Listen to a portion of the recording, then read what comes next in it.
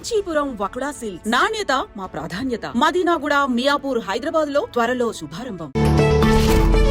మా నాన్నగారు సంగీతం కోసం ఇల్లు వదిలేసి వచ్చేశారు. సంగీతం కోసమే. సుప్రసిద్ధ చలనచిత్ర నేపథ్య గాయనిగా ఉన్న ఎస్ జానకి మా అమ్మకు మూడో చెల్లెలు. నేదురు కృష్ణమూర్తి గారి దగ్గర నుంచి మీరు ఏమి నేర్చుకున్నారు, ఏమి ప్రేరణ పొందారు? మొట్టమొదట చెప్పాల్సింది ఏమిటంటే, నాకు బాగా పాట వచ్చు అనుకుంటూ ఉండేవాడిని. నాకేమాత్రం వచ్చో అది గురువు గారి దగ్గర చేరి నాకు తెలిసింది. ఎందుకు మీరు పూర్తిగా అన్నమయ్యకి అంకితం అయ్యారు? ఎందుకు అంకితమయ్యాను అంటే, ఇవన్నీ నేర్చుకుని నేను ఆ పోటీలో ఫస్ట్ వచ్చి ఆ తర్వాత సంవత్సరానికి ఈ ఇన్సిడెంట్ జరిగింది. తిల్లానాకి మీకు ప్రేరణ ఎవరైనా ఉన్నారా సార్? తిల్లానాకి ప్రేరణ అప్పటికి తన నది నన్న తిరిదిరిదిరి తిల్లానా తన నది నన్న తిరిదిరిదిరి తిల్లానా.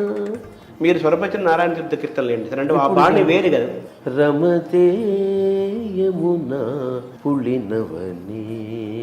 ఇలా బాగా పాపులర్ అయిన కీర్తనలు ఏమేమి కీర్తనలు సార్? ఎన్ని ఉంటాయి సుమారు? అది కొంచెం కష్టమే చెప్పడం.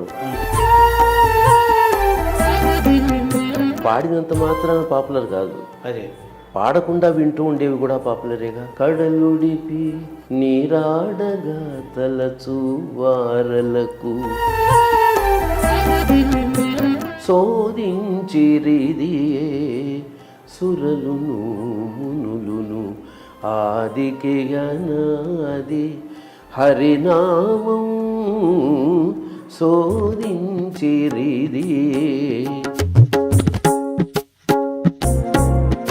అఖిల లోకైకవంజ హనుమంతుడా. ఇప్పుడు మన అన్నమయ్య ఇన్ని 32,000 సంకీర్తనలు రాశారంటారు. మనకి ఇప్పుడు 32,000 సంకీర్తనలో ఎన్ని యాక్చువల్గా దొరికాయి సార్ మన దగ్గర? దొరికాయి అంటే టీటీడీ వాళ్ళు వాళ్ళ తిప్పలేవో వాళ్ళు పాడి పాపం అనేక విద్వాంసుల సహకారంతో సుమారు అవి కలిపితే 14,000 పైచిలకు మనకు అందినాయి. 12,000 కీర్తనలు మనకు స్వరరచనతో ఉన్నాయా? ఇప్పుడు స్వరరచనతో ఎన్ని ఉన్నాయని మీరు ఊహిస్తున్నారు? ఎవరు చేశారని? ఇదొక దురభిప్రాయం ప్రతి వాళ్ళకి. ఆయన ఏం పాడాడు కూడా ఎవరికి తెలియదు. వెంకటేశ్వరుడికి ఒక్కడికే తెలుసు, అంతే. నమస్కారం. మనతో పాటు గరిమెళ్ళ బాలకృష్ణ ప్రసాద్ గారు ఉన్నారు. గరిమెళ్ళ బాలకృష్ణ ప్రసాద్ గారు అంటే అన్నమయ్య కీర్తనలకు పర్యాయ పదంగా చెప్పవచ్చు. కొన్ని కోట్ల మంది ఎన్నో దశాబ్దాలుగా బాలకృష్ణ ప్రసాద్ గారి అన్నమయ్య కీర్తనలు వింటూ ఆనందానుభూతులు పొందుతూ భక్తి పారవశ్యంతో నిండుతున్నారు. వారు స్వయంగా కీర్తనలు రచిస్తున్నారు. అనేక అన్నమయ్య కీర్తనలను స్వరపరిచారు. అన్నమయ్య సంకీర్తన యజ్ఞంలో తన జీవితాన్ని ధన్యం చేసుకుంటున్న బాలకృష్ణ ప్రసాద్ గారి యొక్క సంగీత ప్రయాణాన్ని, అన్నమయ్యతో అనుబంధాన్ని, అన్నమయ్యతో అనుభూతుల్ని తెలుసుకునే ప్రయత్నం చేద్దాం. సార్ నమస్కారం సార్. ఓం నమో వెంకటేశాయ. నమస్కారం. ముందుగా కేంద్ర సంగీత అకాడమీ, నాటక అకాడమీ పురస్కారం ఇటీవల కేంద్ర ప్రభుత్వం ఇచ్చింది. తిరుమల తిరుపతి దేవస్థానం మళ్ళీ మీకు ఆస్థాన సంగీత విద్వాంసులుగా మళ్ళీ ప్రకటించింది ఇటీవలే. మీకు మా తరపున, అందరి తరపున అభినందనలు తెలియజేస్తూ. అంతా వెంకటేశ్వరుడి అనుగ్రహం, అన్నమయ్య దయ. ఈ సంగీతం అనేది మీ కుటుంబంలోకి, మీ ఒంట్లోకి ఎలా వచ్చింది సార్? మా కుటుంబంలో తాతల నాటి నుంచి శాస్త్రీయ సంగీతం ఉందని చెప్పాలి. మా నాన్నగారు ఎలా పాడేవారో తెలియదు, కానీ మా పెదనాన్నగారు మంచి హరిదాసు, హార్మోనియం వాయించేవారు. మా నాన్నగారి తమ్ముడు మా బాబాయ్ గారు, ఆయన కూడా చక్కటి గాయకులు. మా నాన్నగారు వాడేవారు, హార్మోనియం చాలా బాగా వాయించేవారు. ఆయన హార్మోనియం వాయిద్యానికి చాలా ఆకర్షణ ఉండేది, పేరు ప్రతిష్టలు ఉండేవి. చాలామంది కోరి ఆయన హార్మోనియం పక్క వాయిద్యంగా పెట్టుకునేవాళ్ళు హరికథల్లో. నాన్నగారి పేరు గరిమెళ్ళ నరసింహారావు గారు. మా అమ్మగారి నాన్నగారు మాతామహులు, ఆయన చాలా బాగా పాడేవారు. మా నాన్నగారి పాట గురించి మాకేం తెలియదు, మా నాన్నగారు కూడా ఏం చెప్పలేదు. మా నాన్నగారు మా తాతగారు ఒళ్ళో చిన్నతనంలో కూర్చున్న కొన్ని జ్ఞాపకాలు నాకు ఉన్నాయి, కానీ వారి పాట వినలేదు ఎప్పుడు నేను. ఎందుకంటే అంత వివరంగా తెలియలేదు. పెళ్ళి చేసుకునే కొద్ది రోజుల ముందు నుంచి మా అమ్మగారు నాన్నగారు ఒక నిశ్చయానికి వచ్చి పెళ్లి చేసుకోవాలి అనుకుని కోరి చేసుకున్నారు. అంటే వాళ్ళు లవ్ మ్యారేజ్ అని చెప్పాలి. మా నాన్నగారి నాన్నగారు పితామహులు మెదక్ జిల్లా. అక్కడి నుంచి మా నాన్నగారు సంగీతం కోసం ఇల్లు వదిలేసి వచ్చేశారు. సంగీతం కోసమే వచ్చేసి రాజమండ్రిలో ఉన్నారు కొన్నాళ్ళు. అక్కడ కొంత సంగీతం నేర్చుకున్నారు. అంటే అంతకుముందే సంగీతం వచ్చిన పరీక్షకి అంటూ కొంత సిలబస్ ఉంటుంది కదా, ఆ సిలబస్ ప్రకారం జవాబులు చెప్పకపోతే, అడిగింది పాడకపోతే మళ్ళీ వాళ్ళు పరీక్ష పాస్ అవ్వలేరుగా. సిస్టమేటిక్గా నేర్చుకోవడం అది అట్లాంటిది అన్నమాట. దానికోసం వచ్చారు. మా అమ్మగారు వాళ్ళు అట్లా వచ్చిన సమయంలో పరిచయాలు. అప్పటి నుంచి వాళ్ళు చేసుకోవాలి అనుకున్నారు. మా అమ్మగారు కూడా వయలిన్ నేర్చుకున్నారు మొదట్లో. బాగా పాడేవాళ్ళు సహజంగా. మా అమ్మ చెల్లెలు అంటే very next to my mother పిన్నమ్మ వరలక్ష్మి అని, ఆవిడ కూడా బాగా వయలిన్ నేర్చుకున్నారు. మా అమ్మ ఆ పిన్ని ఇద్దరు బాగా పాడేవాళ్ళు. ఆమె కాదు, మా ఇంట్లో మా పిన్నులు అందరూ బాగా పాడేవాళ్ళు. ఈనాడు సుప్రసిద్ధ చలనచిత్ర నేపథ్య గాయనిగా ఉన్న S Janaki cinema playback artist. మా అమ్మకు మూడో చెల్లెలు. మా పిన్ని సొంత పిన్ని. ఆ పిన్నికి అక్క ఇంకో పిన్ని నాకు, రాధ, మల్లాది రాధ. ఇప్పుడు కూడా ఉన్నారు ఆవిడ. 8 years 9 years దగ్గరికి వస్తున్నారు. మా జానకే ఇప్పుడు 85 ఉన్నారు ఈజీగా. మా అమ్మకి నాకు 20 ఏళ్ళే తేడా. ఇప్పుడు నేను 75. మా అమ్మ బతుకుంటే సరిగ్గా 95 ఏళ్ళ వయసు ఉండేది. ఇప్పుడు నేను వైజాగ్లో మా రాధ పిన్ని అన్నానే, ఆవిడ 90 ఏళ్ళు. అలా మా పిన్నులు వీళ్ళందరూ కూడా బాగా పాడేవాళ్ళు. జానకి తర్వాత సరోజ అని ఉండేది, ఆ సరోజ పిన్ని కూడా బాగా పాడేది.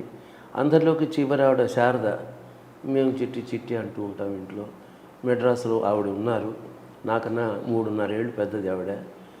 అంటే ఇప్పుడు ఇంకొక 1 year పైన తక్కువ, 80కి. అలా ఇంట్లో అందరూ పాడేవాళ్ళు, వయలిన్ వాయించేవాళ్ళు ఉండేవాళ్ళు. మా నాన్నగారు హార్మోనియం వాయించేవారు, పాడేవారు. పుట్టింది మొదలు నాకు సంగీతం సహజంగా వినికిడి, సహజంగా శ్వాస ఎలాగో అలాగ సంగీతం. అంటే తల్లి వైపు నుంచి తండ్రి వైపు నుంచి మీ కుటుంబాల్లో సంగీతం అనేది సహజంగా మీ ఇళ్లలో ఉన్నది. అది మీకు కూడా చాలా సహజంగా తెలుగు మాటలు వచ్చినట్లుగా సంగీతం కూడా అలా పుట్టుకతో వచ్చేసింది. అది సంగీతపు ఇది వచ్చేసింది. అంటే ఈ గురుముఖత సంగీతం నేర్చుకోవడం అనేది ఎప్పుడు మొదలైంది మీకు? గురుముఖత అంటే ఆ ప్రాథమికంగా కూడా గురుముఖత నేర్చుకోవడం అనేది తల్లిదండ్రుల దగ్గరే. అక్కడ ఒక తల్లిదండ్రుల దగ్గర ఒక స్థాయి వరకు నేర్చుకున్నాకనే బయట నేర్చుకోవడం సంభవించింది. నాకు దాదాపు 19 ఏళ్ళ వయసులో మ్యూజిక్ డిప్లొమా పరీక్ష కట్టాను. అప్పుడు ఆ డిప్లొమా కోర్స్ అంతా మా అమ్మ మా పిన్ని వాళ్ళే నేర్పారు నాకు ఇంట్లో. వేరే బయట గురువు ఎక్కడికి వెళ్ళలేదు. నేను ఇంటి సంగీతంతోనే డిప్లొమా పాస్ అయినాను. ఆ తర్వాత ఇప్పుడు నేను 76లో గురువుగారు నేదునూరి గారి పరిచయం. వారు ఆల్ ఇండియా రేడియో రికార్డింగ్లో నా పాట విని, నా గొంతు విని చాలా సంతోషించి, అప్పుడు తిరుమల తిరుపతి దేవస్థానం వారు కొత్తగా ఒక స్కాలర్షిప్ స్కీమ్ పెట్టారు అన్నమాచార్య కీర్తన ప్రచారానికని. అది మామూలుగా మాట్లాడుతూ కూర్చుంటే లౌంజ్లో గురుగారు నేదునూరి గారు ఆ విషయం బయట పెట్టారు. వెంటనే నేను వచ్చేస్తానండి అన్నాం. ఎందుకు, నీకు ఉద్యోగం ఉంది కదా ఇక్కడ. అప్పుడు నేను టైపిస్ట్గా పనిచేస్తూ ఉండేవాడిని హైదరాబాద్. పెన్గ్విన్ టెక్స్టైల్స్ అని ఒక యార్న్ ఫ్యాక్టరీ హైదరాబాద్లో, తార్నాక అవతల కొంచెం ముందుకెళ్ళినాక ఆ ఏరియా బస్ స్టాప్కి అది ఎండింగ్ పాయింట్ ఆ రోజుల్లో. ఇప్పుడు అలా వెళ్ళిపోతున్నాను, ఇంకా ముందుకు ఎడుతుంది. ఉప్పల్ ఉప్పల్ దగ్గర అక్కడ ఉండేది పెన్గ్విన్ టెక్స్టైల్స్ అని, అందులో ఉద్యోగం చేసేవాడిని. అప్పుడు నీకెందుకు ఉద్యోగం చేస్తున్నావు కదా, నీకేం అవసరం అన్నారు. అలా కాదండి, మీరు చెప్తున్నారు కదా, మీ ముఖతః సంగీతం నేర్చుకోవడం మహాభాగ్యం. అన్నమయ్య కీర్తనలు మేము చేసిన ట్యూన్లు నేర్పించారు, ఇప్పుడు రికార్డింగ్లో పాడాం, అద్భుతంగా ఉన్నాయి. అటు అన్నమయ్య పాటలు ఇటు సంగీతం రెండూ నేర్పుతారు మీరు ఏకకాలంలో. అప్పటికే నేదురు గారు లబ్ధ ప్రతిష్ఠ కదా. అయ్యో, ఆయన ఇప్పుడు అదే ఆయన నాకన్నా 20 ఏళ్ళు 21 ఏళ్ళు దగ్గర పెద్దవాడు. 20 ఏళ్ళు పెద్దవాడు. మా నాన్నగారు అంతే, అదే 20. మా నాన్నగారు సరిగ్గా 21 ఏళ్ళు మా నాన్నగారికి నాకు. ఈయనంతే. మా అమ్మగారికి నాకు 20 ఏళ్ళు తేడా. ఈయన కూడా అంతే. నేదురు కృష్ణమూర్తి గారు 1927లో పుట్టారు. అదే అలా అంత మా నాన్నగారి వయసే. అదే నేదురు కృష్ణమూర్తి గారితో మీరు ప్రయాణం చేయాలనుకున్నారు కదా, ఆయన ద్వారా సంగీతం నేర్చుకోవాలనుకున్నారు కదా, అన్నమయ్య గురించి తెలుసుకోవాలనుకున్నారు కదా. అంటే ఆయన దగ్గర ఆయన శిష్యుడిగా మీరు ఒక లబ్ధ ప్రతిష్ఠుడు, చాలా గొప్పవారు కదా, ఆయన శిష్యుడిగా చేరాలని ఒక ఆలోచన, లేకపోతే ఎందుకని మీకు అనిపించింది? నేను ఆ వారితో ఇప్పుడు ఇందాక చెప్పిన సంఘటన, ఆయన ఆల్ ఇండియా రేడియో రికార్డింగ్లో నా వాయిస్ విని ఆశీర్వాదం చేయడంకి పూర్వమే వారి పాట బాగా నేను విని, మా ఇంట్లో మా అమ్మ వీళ్ళందరూ నాన్నగారు వాళ్ళు రేడియోలో వారి సంగీతం వింటూ ఓలేటి గారి పేరు, నేదురు గారి పేరు ఇవన్నీ నాకు సుపరిచితాలు. వాళ్ళు గొప్ప విద్వాంసులుగా నా మనసులో వాళ్ళ గురించిన ఒక అవగాహన ఉంది. వాళ్ళ పాట విని ఆసక్తితో ఉన్నవాడినే. ఈ అవకాశం కలిసి రాగానే దాన్ని వాడుకుందామని. అని ఉద్యోగం ఉంది కదా వద్దని చాలా చెప్పారు. మీ నోట వెంబడి పాఠం వస్తుంది నాకు, 2 ఏళ్ళు ట్రైనింగ్ అంటున్నారు, తిరుమల తిరుపతి దేవస్థానం వారు స్కాలర్షిప్ ఇస్తారన్నారు, చాలు వచ్చేస్తానన్నారు. చాలా నచ్చ చెప్పారు ఆయన, నేను వినలేదు. చివరికి స్కాలర్షిప్ ట్రైనింగ్కి వచ్చాను. వారి శుశ్రూష మొదలుపెట్టిన 1 ఇయర్లో వారికి ట్రాన్స్ఫర్ వచ్చేసింది తిరుపతి నుంచి. అంటే అప్పుడు తిరుపతిలో మ్యూజిక్ కాలేజ్ ప్రిన్సిపాల్గా ఉండేవారు. నేను స్కాలర్షిప్ ట్రైనింగ్కి చేరిన 1 ఇయర్ లోపే, అంటే కొద్ది రోజులు తక్కువగా దగ్గర 1 ఇయర్ ఉన్నారు. తర్వాత విజయనగరం వెళ్ళిపోయారు. ట్రాన్స్ఫర్ అయింది పశుపతి గారి దగ్గర. నా మిగతా సంవత్సరం కోర్సు పశుపతి గారు, వారు మంచి కంఠధ్వని, చాలా బరువైన పాట చక్కగా పాడతారు. వారు కూడా చాలా అన్నమాచార్య కీర్తనలు చేశారు, ట్యూన్ చేశారు. వారి దగ్గర 1 సంవత్సరం నేర్చుకున్నాను. అంటే ఆ రోజు మీరు ఈ టైపిస్ట్ ఉద్యోగం వదిలేసి, అంత నేదురు గారు అన్ని చెప్పినా కానీ వదిలేసి, ఇలా ఆయన దగ్గర సంగీతం శిక్షణ గురుగా స్కాలర్షిప్తో చేరటము, అన్నమయ్య కీర్తనలు నేర్చుకోవటము, ఆ ప్రయాణం మొదలుపెట్టడం ఇప్పుడు మీరు సమీక్షించుకుంటే ఆ రోజు మీరు తీసుకున్న నిర్ణయం మీకు కరెక్ట్ అనిపిస్తుందా, ఆనందాన్ని ఇస్తుందా? ఖచ్చితంగా. అవన్నీ చేయబట్టి కదా ఈ స్థితికి వచ్చాను నేను. ఈనాడు నేను తిరుమల తిరుపతి దేవస్థానం ఆస్థాన సంగీత విద్వాన్ అవ్వడం, కంచికామకోటిపీఠం ఆస్థాన విద్వాన్ అవ్వడం, అహోబిల మఠానికి ఆస్థాన విద్వాన్ అవ్వడం, మరి central Sangeet Natak academy award రావడం, తెలుగు యూనివర్సిటీ వాళ్ళు, పొట్టి శ్రీరాములు తెలుగు యూనివర్సిటీ వాళ్ళు, అది ఏ సంవత్సరం గుర్తులేదు, 7 ఏళ్ళు అవుతోంది, ఆ సంవత్సరం ఉత్తమ సంగీత విద్వాంసుడిగా నాకు అవార్డు ఇవ్వడం. అలాగే ఇంకా చాలా సంస్థలు నన్ను గౌరవించి అవార్డులు ఇచ్చినాయి. ఇవన్నీ మరి అలా రాబట్టేగా జరిగినాయి. కాబట్టి ఇందులో విచారించేది ఏం లేదు. అప్పుడు విచారించలేదు, వచ్చేసిన కొత్తలో కూడా నేనేం విచారించలే. అప్పుడు నాకు 350 జీతం ఆఫీస్లో వదిలేసేనాడు. గురువుగారు అన్నారు, నీకు 250 స్కాలర్షిప్, 350 జీతం అంటున్నావు అంటే, ఆ రోజుల్లో ఆ 100 రూపాయల డిఫరెన్స్కి బోర్డంత వాల్యూ ఉండేది. చాలా పెద్ద అమౌంట్, చాలా పెద్ద అమౌంట్. నేను ఒకటే అన్నాను, మరీ ఏం లేకుండా కాదు కదా, 250 ఇస్తారు కదా, చాలు నేను తినడానికి అది అని వచ్చేసాను. కానీ పాపం కొత్తలో నేను వచ్చేసినాక నిరాధారంగా ఉన్నానని మా గురువుగారు నేదునూరు గారు వాళ్ళింట్లోనే ఉంచుకుని 3 నెలలు నన్ను అట్టె పెట్టుకుని నాకు అన్నం పెట్టి, మెల్లిగా తర్వాత ఈవోతో మాట్లాడి ఒక నివాసానికని చిన్న ఏర్పాటు ఆ గోవిందరాజు గుడి దగ్గర ఉండే మ్యూజియంలో ఏర్పాటు చేశారు. ఆ తర్వాత మా అమ్మని తీసుకొచ్చాను, మా అమ్మ నేను ఉండేవాళ్ళం. సో మీరు తిరుపతికి 78లో వచ్చారు సార్? ఎప్పుడు వచ్చారు? 76. 76లో వచ్చారు. తిరుపతికి రావడం 76. 78 చివరిలో అన్నమాచార్య ప్రాజెక్ట్ ఆవిర్భావం.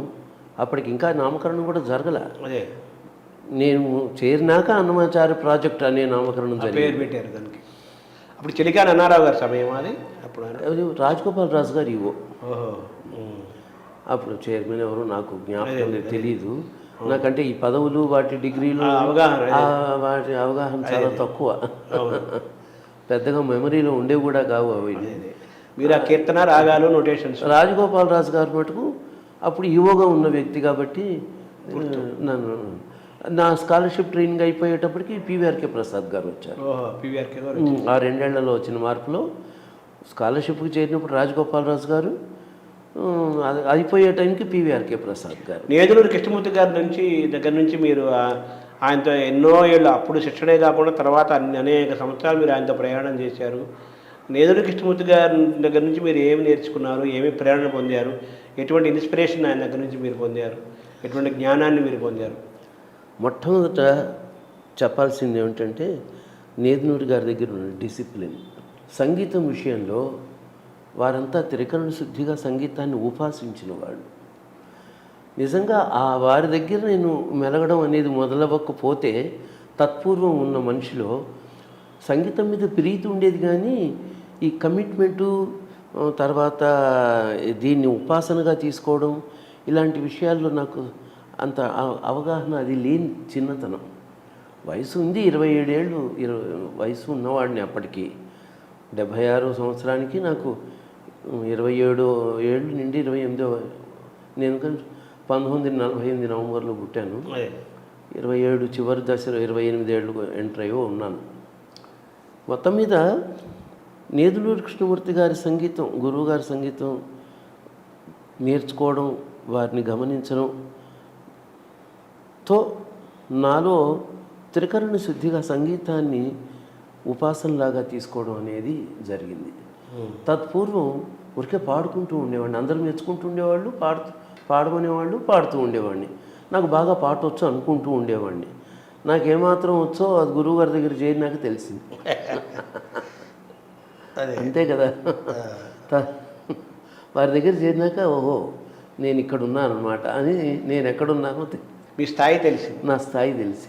తర్వాత ఆయన మొట్టమొదటిగా అన్నమయ్య కీర్తనలు స్వరపరిచే కార్యక్రమంలో మొట్టమొదటిగా ఆయన స్వరపరిచిన కీర్త అది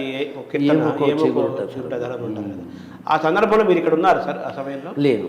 అప్పటికే ట్యూన్ వారు కొన్ని అన్నమాచార్య కీర్తనలు ట్యూన్ చేసి వాటిలోంచి 15 కీర్తనలు ఎన్నుకుని వారు స్వరపరిచినవి, మరొక 15 రాళ్లపల్లి అనంతకృష్ణ శర్మ గారు వారు స్వరపరిచినవి. అప్పటికే టీటీడీ వాళ్ళ దగ్గర ఒక 10-20 ఏళ్ల ముందే అవి పుస్తకంగా అచ్చు వేశారు వాళ్ళు. అందులోంచి 108 కీర్తనలు అవి రాళ్లపల్లి గారు చేసినవి. అందులోంచి ఒక 15 తీసి గురువుగారు నేదునూరి గారు తీసిన ఒక 15, మొత్తం 30 కీర్తనలు ఒక పుస్తకంగా వేశారు విత్ నోటేషన్. అంటే ఏమిటి, నేను తిరుపతికి వచ్చే టైంకి ఆ పుస్తకం సిద్ధంగా ఉంది. అది చూపించారు హైదరాబాద్లో. అది ఇచ్చేయండి అని అడిగారు. తిరుపతికి వచ్చినప్పుడు ఇస్తానులే అన్నారు. అప్పుడు తిరుపతికి వచ్చినాక పుస్తకం ఇచ్చారు నాకు. అంటే అప్పటికే మరి 15 కీర్తనలు స్వరపరిచి ఉన్నారు. అదే. సో మీరు నేదునూరి గారి ద్వారా నేర్చుకున్న కీర్తనలు ఏంటి సార్? ఆయన దగ్గర నేర్చుకున్నాను. వారి దగ్గర నేను 30 కీర్తనలు నేర్చుకున్నానండి. 30 అన్నమాచార్య కీర్తనలు కాదు. ఇప్పుడు ఇందాక చెప్పినట్టు 15, ఇంకొక 5 ఉన్నాయి దాదాపు.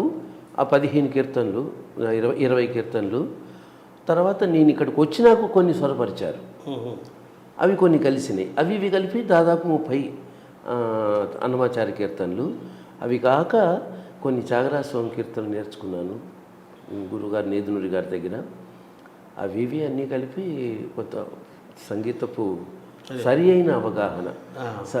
శాస్త్రీయ సంగీతం అంటే సరి అయిన అవగాహన. అంతకుముందు ఇంట్లో ఉన్నా కూడాను ప్రధానంగా మా నాన్నగారు హార్మోనియం వాయించేవారు, హరికథలకి వాటికి వెళ్ళేవారు. సంగీతం, శాస్త్రీయ సంగీతం కచేరీ ధోరణిలో పాడే ఆ పాటి సంగీతం మా ఇంట్లో లేదు, అంత సంగీతం లేదు. మా అమ్మ వాళ్ళు నేర్చుకున్నారు, వయలిన్ నేర్చుకున్నారు. కృతుల పాఠం ఉండేది కానీ మనోధర్మ సంగీతం లేదు. రాగాలాపన, కల్పన, స్వరం అవన్నీ తెలియదు వాళ్ళకి. అవన్నీ గురువుగారు నేదునూరు గారి దగ్గరికి వచ్చినాక నేను అంటే అంతకుముందు కొద్దిపాటి ప్రయత్నం చేసి ఉన్నాను, కానీ గురువుగారి దగ్గరికి వచ్చినాక బాగా అర్థమైంది. అంటే ఈ శాస్త్రీయ సంగీతం అనే దానిలోనే శాస్త్రీయత అన్నది ఏంటో మీరు మొట్టమొదటి తెలుసుకున్నారు నేదునూరి గారి ద్వారా. అంతే కదా. నిజంగా కరెక్ట్గా ఒక మాటలో చెప్పాలంటే నేదునూరి కృష్ణమూర్తి గారు గురువు గారి దగ్గరికి వచ్చినాకే నాకు సంగీతం గురించి ఒక సరి అయిన అవగాహన ఏర్పడింది. సార్ మొట్టమొదటి కీర్తన ఆయన దగ్గర నుంచి నేర్చుకున్న అన్నమయ్య కీర్తన ఏంటి సార్? మొట్టమొదటిది రెండోది అని కాదు, వారు హైదరాబాదు వచ్చారు, పాల్గొని విశ్వనాథం గారు పిలిపించారు. అక్కడ వచ్చినప్పుడే పరిచయం, ముఖ పరిచయం. అది భక్తిరంజని రికార్డింగ్. దానికోసమని 6 కీర్తనలు, 6 డజన్ కీర్తనలు నేర్పారు మాకు. భావములోన ఒకపరికి వయ్యారమై, ఏమో కొచ్చుకురట ధర్మన, నానాటి బతుకు నాటకము, ముద్దుగారి చదువు మంగిటి కొంచెం, ఇట్లా ఒక 6 డజన్ కీర్తనలు అప్పుడు నేర్పారు. అదే ఒకదాని మించి ఒకటి చేసిన ట్యూన్స్ నన్ను విపరీతంగా ఆకట్టుకుని వదిలేయాల్సిందే, ఉద్యమం వచ్చేయాల్సిందే అనుకున్నాను. ఒకరి వయ్యారంలా కానీ అలా అన్నీ నాకు చాలా ఇష్టమైనవే. కంటి శుక్రవారం అవన్నీ అప్పుడు నేర్చుకున్నవే. స్కాలర్షిప్ స్టూడెంట్గా ఆయన దగ్గర అడుగుపెట్టే లోపే ఇవన్నీ వచ్చినాయి వారి ద్వారానే. ఇప్పుడు ఆయన స్వరరచన ఎన్నో చేశారు, స్వరరచన చాలా కీర్తనగా ఆయన స్వరకల్పన చేశారు. 200 అన్నమాచార్య కీర్తనలు వారు స్వరపరిచారు. మీరు ఆయన కంటే ఎక్కువ చాలా చేశారు. తర్వాత మీ జీవితం మిగతా వాగ్గేయకాన్ని నేర్చుకున్నప్పటికీ కూడా మీరు కంపారిజన్ కాదు నేను చెప్తుంది, మీరు ఎక్కువ అన్నమయ్యకి అంకితం అయ్యారు కదా, ఎందుకు మీరు పూర్తిగా అన్నమయ్యకి అంకితం అయ్యారు?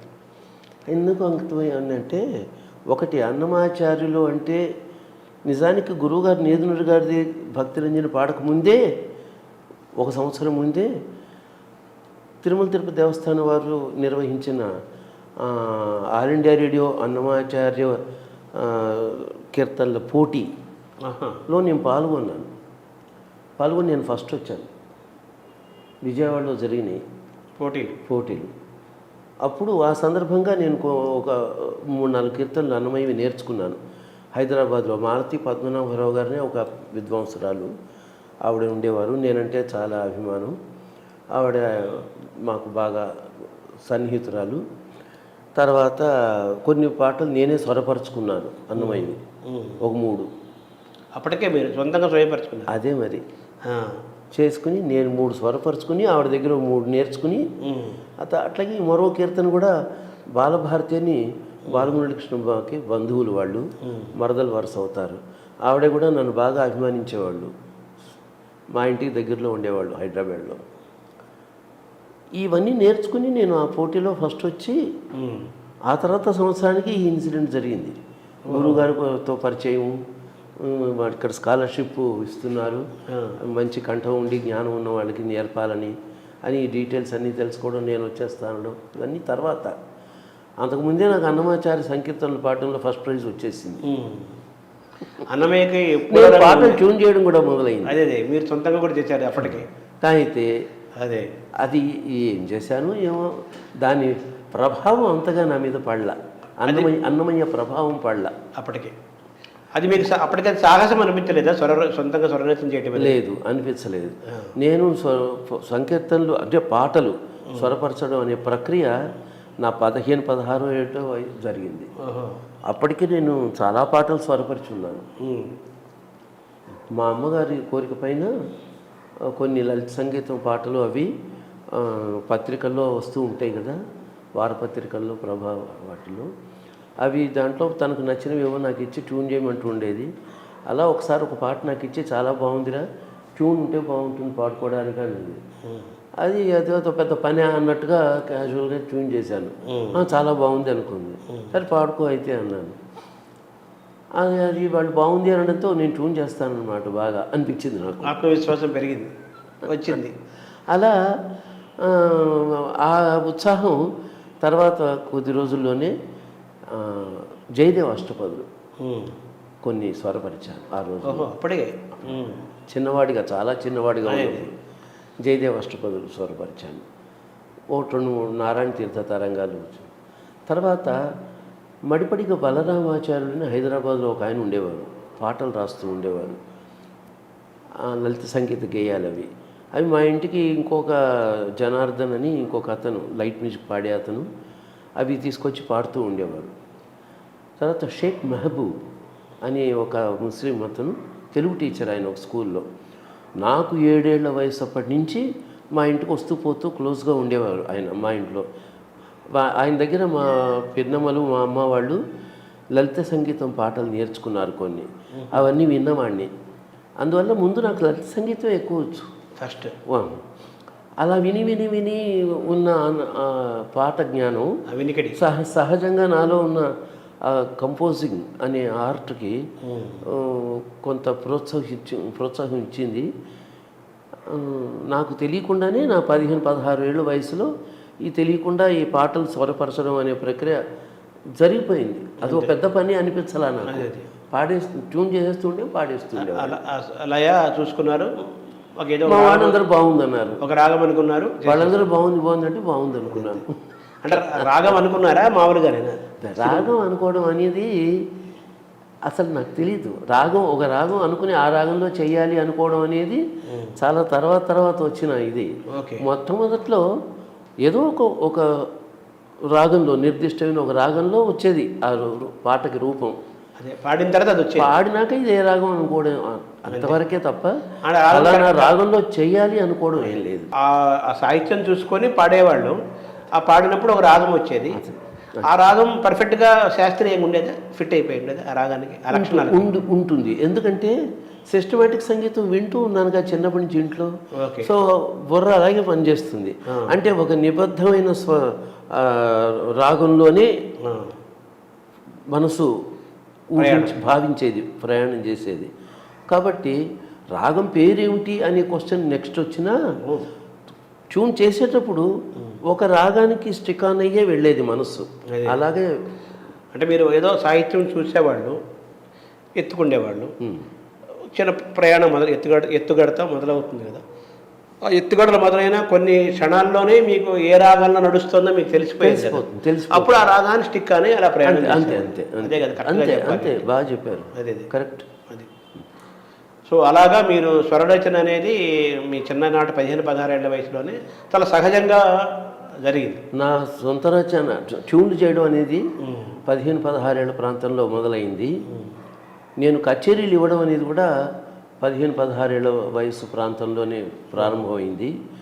18-19 ఏళ్ళ వయసు వచ్చేటప్పటికి నేను క్లాసికల్ కీర్తనలు రాశాను. రాయటం మా నాన్నగారు రచిస్తూ ఉండేవారు. ఆయన రచించిన కీర్తనలని ఆంధ్రప్రదేశ్ సంగీత నాటక అకాడమీ వాళ్ళు, ఆంధ్రప్రదేశ్ గవర్నమెంట్ వాళ్ళు ధన సహాయం చేశారు, పుస్తకంగా అచ్చువేశారు. ఆ రోజుల్లో నేను దాని ఫెయిర్ కాపీ రాశాను ముందు. ప్రింటింగ్కి సౌకర్యం. ఆ ఫెయిర్ కాపీ రాసే రోజుల్లో నోటేషన్ అంటే ఏమిటి అనేది తెలిసింది నాకు. దాని ఓహో నోటేషన్ అంటే ఇలా చేయాలా, ఇట్లా రాయాలా అనుకున్నాను. అవన్నీ చాలా క్యాజువల్గా అబ్బిన విద్యలు.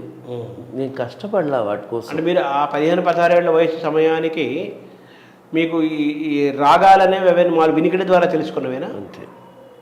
అంతే కదా. నాన్నగారు వాళ్ళు, పిన్ని వాళ్ళు, అమ్మమ్మ వాళ్ళు పాడుతుంటే ఆ వినికిడి ద్వారా పాడుతుంటుండేవాళ్ళు. ఆ రాగాలు మీకు ఇది రాగమని తెలుస్తుండేది. కానీ నోటేషన్ అనేది సైంటిఫిక్గా అప్పటికి నేర్చుకోలేదంటే మా నాన్నగారి పుస్తకం ఫెయిర్ కాపీ చేస్తున్న రోజుల్లో అలవడింది. ప్రత్యేకమైన ప్రయత్నం ఏం లేదు. కానీ ఆయన రాసిన నోటేషన్ చూసి ఫెయిర్ కాపీ రాశా కదా. ఆ ఫెయిర్ కాపీ రాయడం కోసం దాన్ని ఎందుకు గీత పెట్టారు, ఎందుకు చుక్క పెట్టారు, ఎందుకు ఇట్లా నిలువు గీత పెట్టారు, 2 గీతలు ఎందుకు పెట్టారు అనే చర్చ వస్తుంది కదా. ఇవేమిటమ్మా అని అమ్మని అడిగాను. ఆమె చెప్పింది కింద గీత రాస్తే అది పైకాలం డబుల్ స్పీడ్లో పాడేది, కింద 2 గీతలు వస్తే డబుల్ స్పీడ్లో పాడేవి, పైన స్వరానికి పైన చుక్క ఉంటే తారస్థాయి, కింద చుక్క ఉంటే మంద్రస్థాయి, కొన్ని అక్షరాలకు తర్వాత నిలువు గీత ఉంటే అది ఒక లఘువో ధృతమో పూర్తయిపోయిన గుర్తు, 2 గీతలు నిలువుగా వస్తే ఆవృతం పూర్తయిపోయిన గుర్తు అని ప్రాథమికమైన సూచనలు ఇచ్చేశారు. అది పెద్ద టైం పట్టలేదు, ఒకసారి చెప్తే నాకు అర్థమైపోయింది. ఆ నాలెడ్జ్తో నేను మా నాన్నగారి పుస్తకం అంతా ఫేర్ కాపీ రాసేసాను. అలా రాసేటప్పుడు నేను చూసి నోటేషన్ చూస్తూనే పాడుకునేవాడిని. పాడుకుంటూ ఉన్నప్పుడు నాకు ఒక ఊహ వచ్చింది, నేను కూడా రాయాలి, నేను రాయగలను అని. మా నాన్నగారి పుస్తకం ఫెయిర్ కాపీ రాసేటప్పటికి కొన్ని కీర్తనలు నేను రాశాను. ఇక ఇట్లా వస్తున్నాయి నాకు, అమ్మ కీర్తనలు నేను రాశాను, నోటేషన్ సొంత కీర్తనలు అని చెప్పి పాడి వినిపిస్తే బాగున్నాయిరా అంది. మా పిన్ని వాళ్ళు కూడా విన్నారు, మా నాన్నగారు కూడా విన్నారు. బాగున్నాయి అంటే బాగున్నాయి అనుకున్నారు. ఓహో నేను రాసేస్తున్నాను కీర్తనలు, చాలా బాగా అనుకున్నారు. అనుకొని వాటికి కూడా నోటేషన్ రాయటం మొదలుపెట్టారు. అలా రాసేసి 2 ఏళ్లలో 100 కీర్తనలు రాశాను. నా 27 వయసు వచ్చేటప్పటికి నేను 108 కీర్తనలు రాశాను సొంత. ఇవన్నీ భక్తి సంబంధించిన కీర్తనలు ప్రధానంగా. అంతే, ఆ వయసులో ఏం తెలుస్తుందండి, పెద్ద అనుభవాలు కూడా ఏం లేవు. కాకపోతే ఏంటంటే కీర్తన అనేది భగవంతుడిని ఉద్దేశించి చేసేది.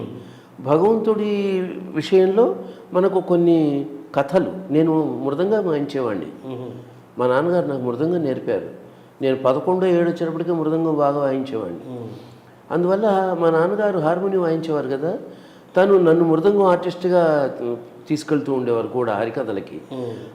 అలా హరికథలు వింటూ వింటూ వింటూ నేను 20వ సంవత్సరం వయసుకు వచ్చి కీర్తనలు రాసే సమయానికి కొన్ని పురాణ గాథలు అవి హరికథలలో విని ఉన్నాను. కొన్ని నామావళులు, కొన్ని స్తోత్రాలు, అవన్నీ వినికిడి మీద బాగా చేరినాయి నా మనసులో. ఆ విన్న కథలలో ఉన్న అంశాలని వాటిని ఆధారం చేసుకుని ఈ వింటూ ఉన్న నామావళులు, స్తోత్రాలు ఇంట్లో చదువుతూ పాడుతూ ఉంటాం కదా, అవన్నీ చూసుకుంటూ ఆ రెండింటినీ మిళితం చేసుకుని నాదైన ధోరణిలో నేను కీర్తనలు రాశాను. అందులో గొప్ప భావుకత ఉందని లేదా అపురూపమైన పదరాశి ఉందని అలా చెప్పుకోకూడదు. నాకున్న పరిజ్ఞానంతో, నా దగ్గరున్న అప్పటి భాషా జ్ఞానంతో, మా నాన్నగారి పుస్తకాలు ఫేర్ కాపీ రాస్తూ ఉన్న అనుభవంతో వచ్చిన జ్ఞానంతో నేను కొన్ని కీర్తనలు రాసి నోటేట్ చేసేసి ఒక బుక్ తయారు చేశాను 20 ఏళ్ళు నిండేటప్పటికి అనేది వాస్తవం. 100 కీర్తనలు 108 అంటే 108 కీర్తనలు. అది కూడా అప్పటికే 108 అనే అంకె మీద అవగాహన కూడా తెలివి ఎక్కువ ఉందన్నమాట. కొంచెం ఎక్కువైపోయింది, అతి తెలివి. ఓవరాల్గా ఇప్పుడు మామూలుగా మనకు జయదేవుడి దగ్గర నుంచి రామదాసు, పురంధరదాసు వరకు అనేక మంది వాగ్గేయకారులు తెలుగులోను భారతదేశంలో ఉన్నారు. ఒక వాగ్గేయకారుడు ఏ విధంగా అవతరిస్తాడు, ఎలా రూపాంతరం చెందుతాడు అంటే వాక్కు గేయము ఏకకాలంలో ప్రయాణం చేస్తే కదా వాగ్గేయం అంటారు కదా. వాళ్ళ వాక్కు గేయం అవుతుంది, వాళ్ళ గేయం వాక్కు అవుతుంది.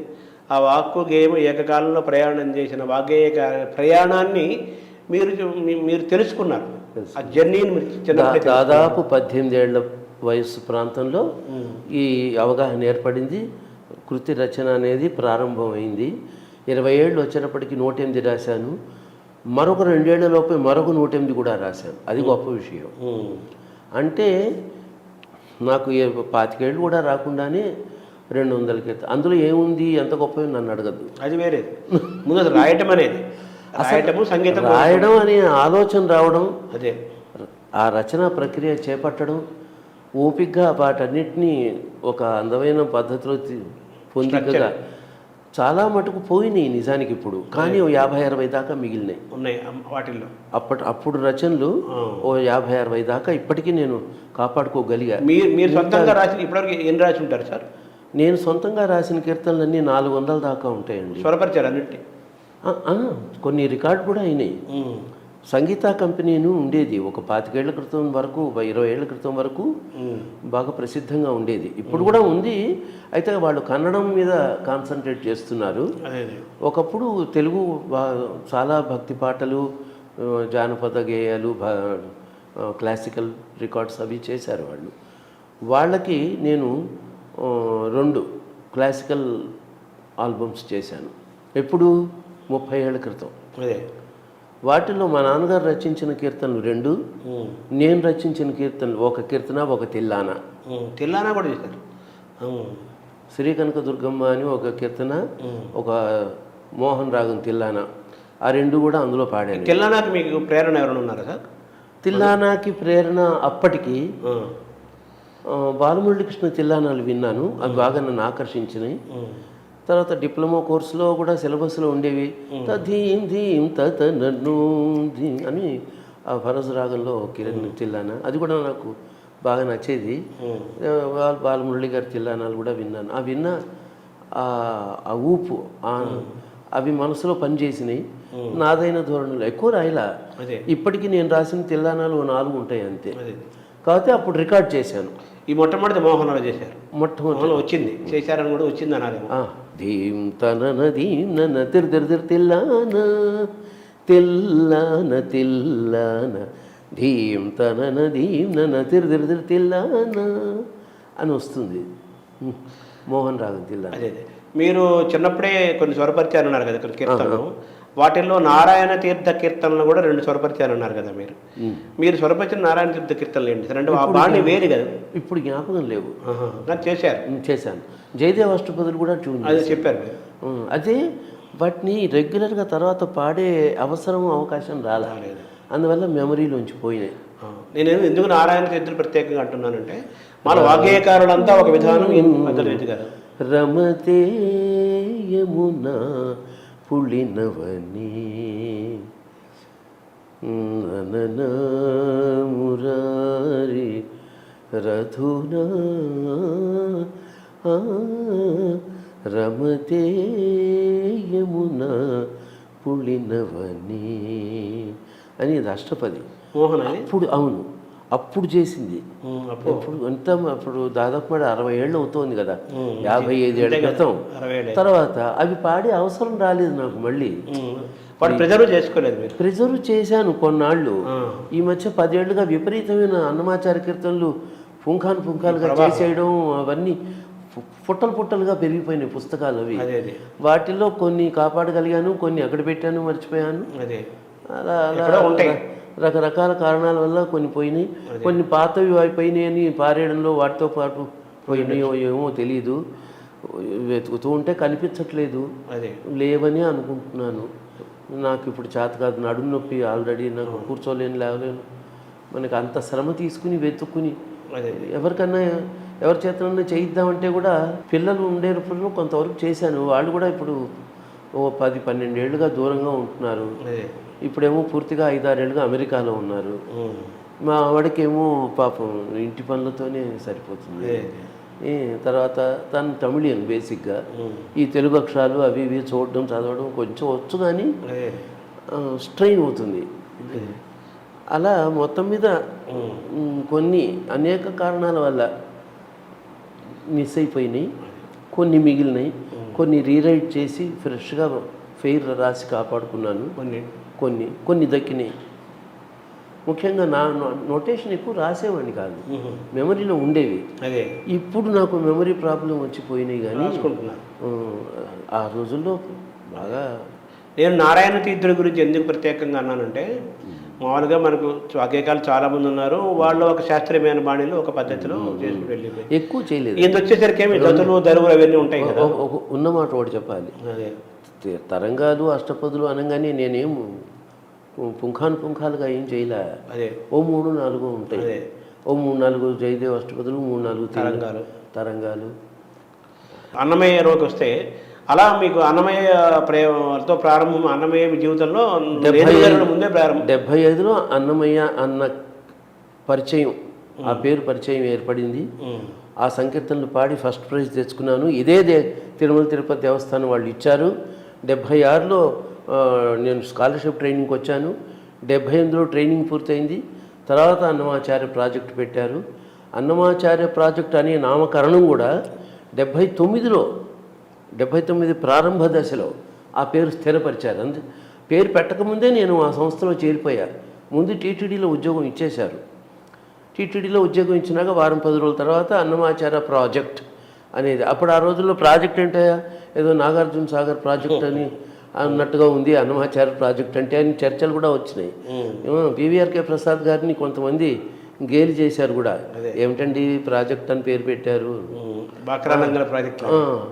అట్లా అవన్నీ ఉదహరించి అట్ట పెట్టారంటే భగవంతుడు ఎలా చూపించాడు ఉండనియండి అన్నాడు ఆయన సింపుల్గా. సో పివిఆర్కే ప్రసాద్ గారు మిమ్మల్ని తీసుకున్నారా టీటీడీలో? నాకు ఉద్యోగం ఇచ్చింది ఆయన.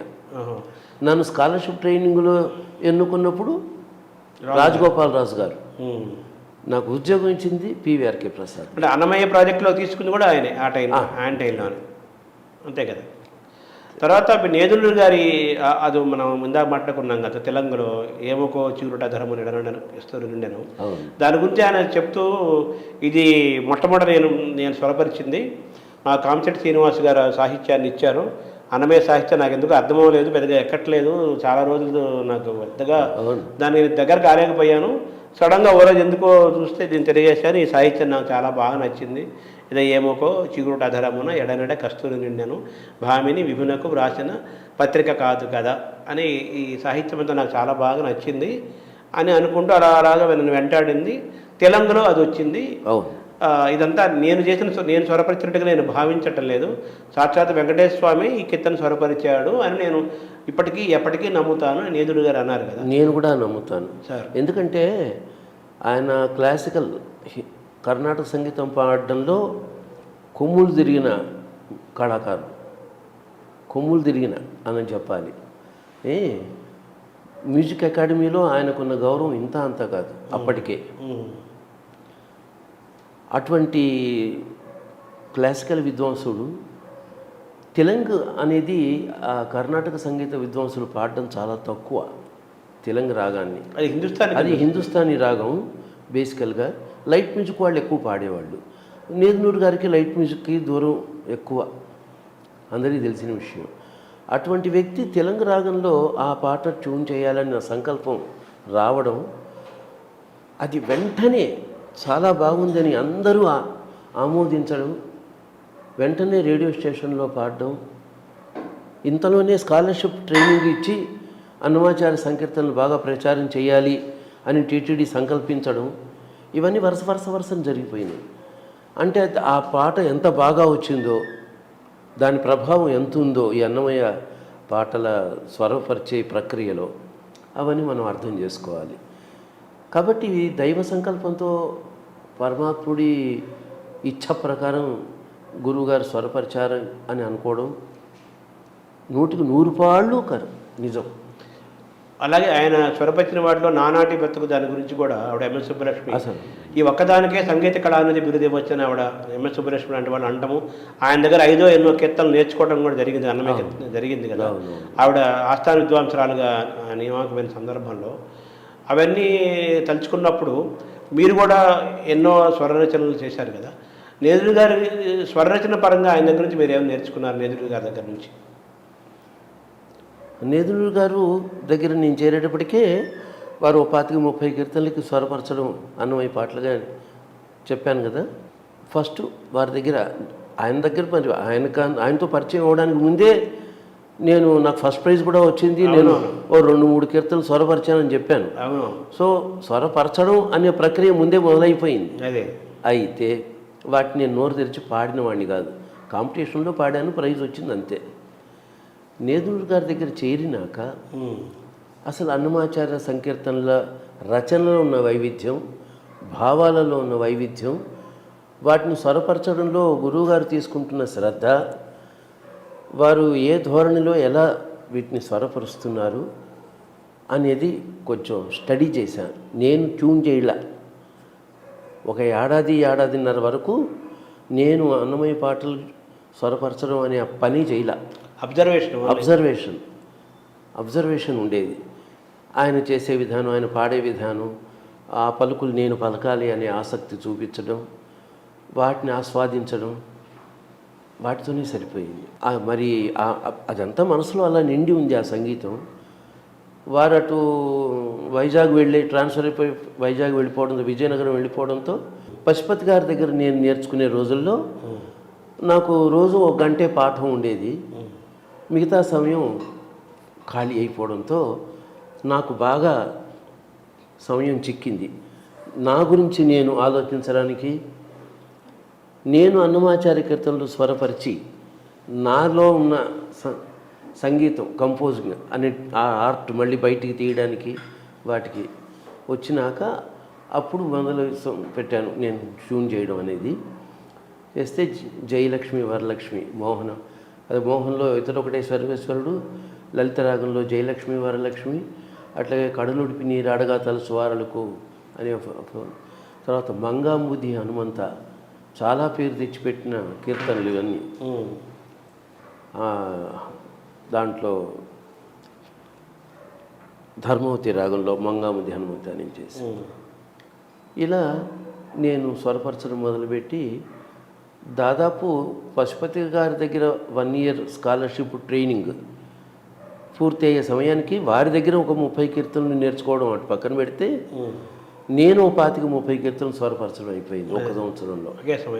ఒకే సంవత్సరంలో 1 ఇయర్లోనే నేదునూరు గారి దగ్గర నేర్చుకున్న సుమారు 25 అన్నమాచార్య కీర్తనలు, పశుపతి గారి దగ్గర నేర్చుకున్న 25 అన్నమాచార్య కీర్తనలు, స్కాలర్షిప్ ట్రైనింగ్ పూర్తయ్యేలోపు నేను చేసిన 25 కీర్తనలు, ఈ 3 25 అనగా 75.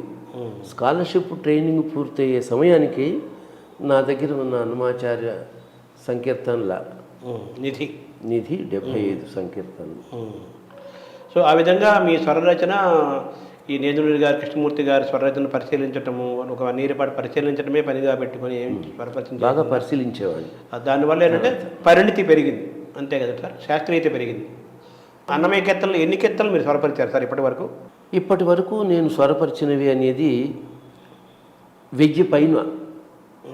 కొద్దిగా అది ఎంత అని నేను ఇప్పుడు చెప్పలేను, ఎందుకంటే పైగా ఉంటాయి. 1000 పైన. ఆ పైన అనేది ఏం కొన్ని వందలుగా అని చెప్పను, 1000 పైన 50 60 అలా 1000 పూర్తయినాయి అనేది కరెక్ట్. ఇలా బాగా పాపులర్ అయిన కీర్తనలు ఏమేమి కీర్తనలు సార్, ఎన్ని ఉంటాయి సుమారు? అది కొంచెం కష్టమే చెప్పడం. పాపులర్ అనే పదాన్ని మనం 2-3 డిఫరెంట్ యాంగిల్స్లో ఎక్కువ మంది చూడాల్సి వచ్చేది. కచేరీలో పాడటము, పాడినంత మాత్రాన పాపులర్ కాదు, అదే పాడకుండా వింటూ ఉండేవి కూడా పాపులరేగా, వినేవాళ్ళు. అవును, అది ఆలస్యంగా తెలుసుకున్నాను. అది మంచి మాట. అది కొంతమంది పాడడం వల్ల మనం ఆ పాపులారిటీని మనం ఆస్వాదించగలుగుతున్నాం.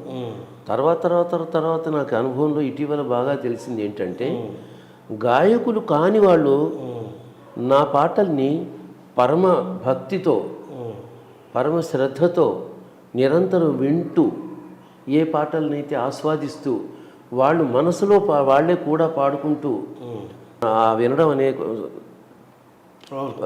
ఆ కార్యక్రమం ద్వారా వాటి పాపులారిటీని గుర్తించితే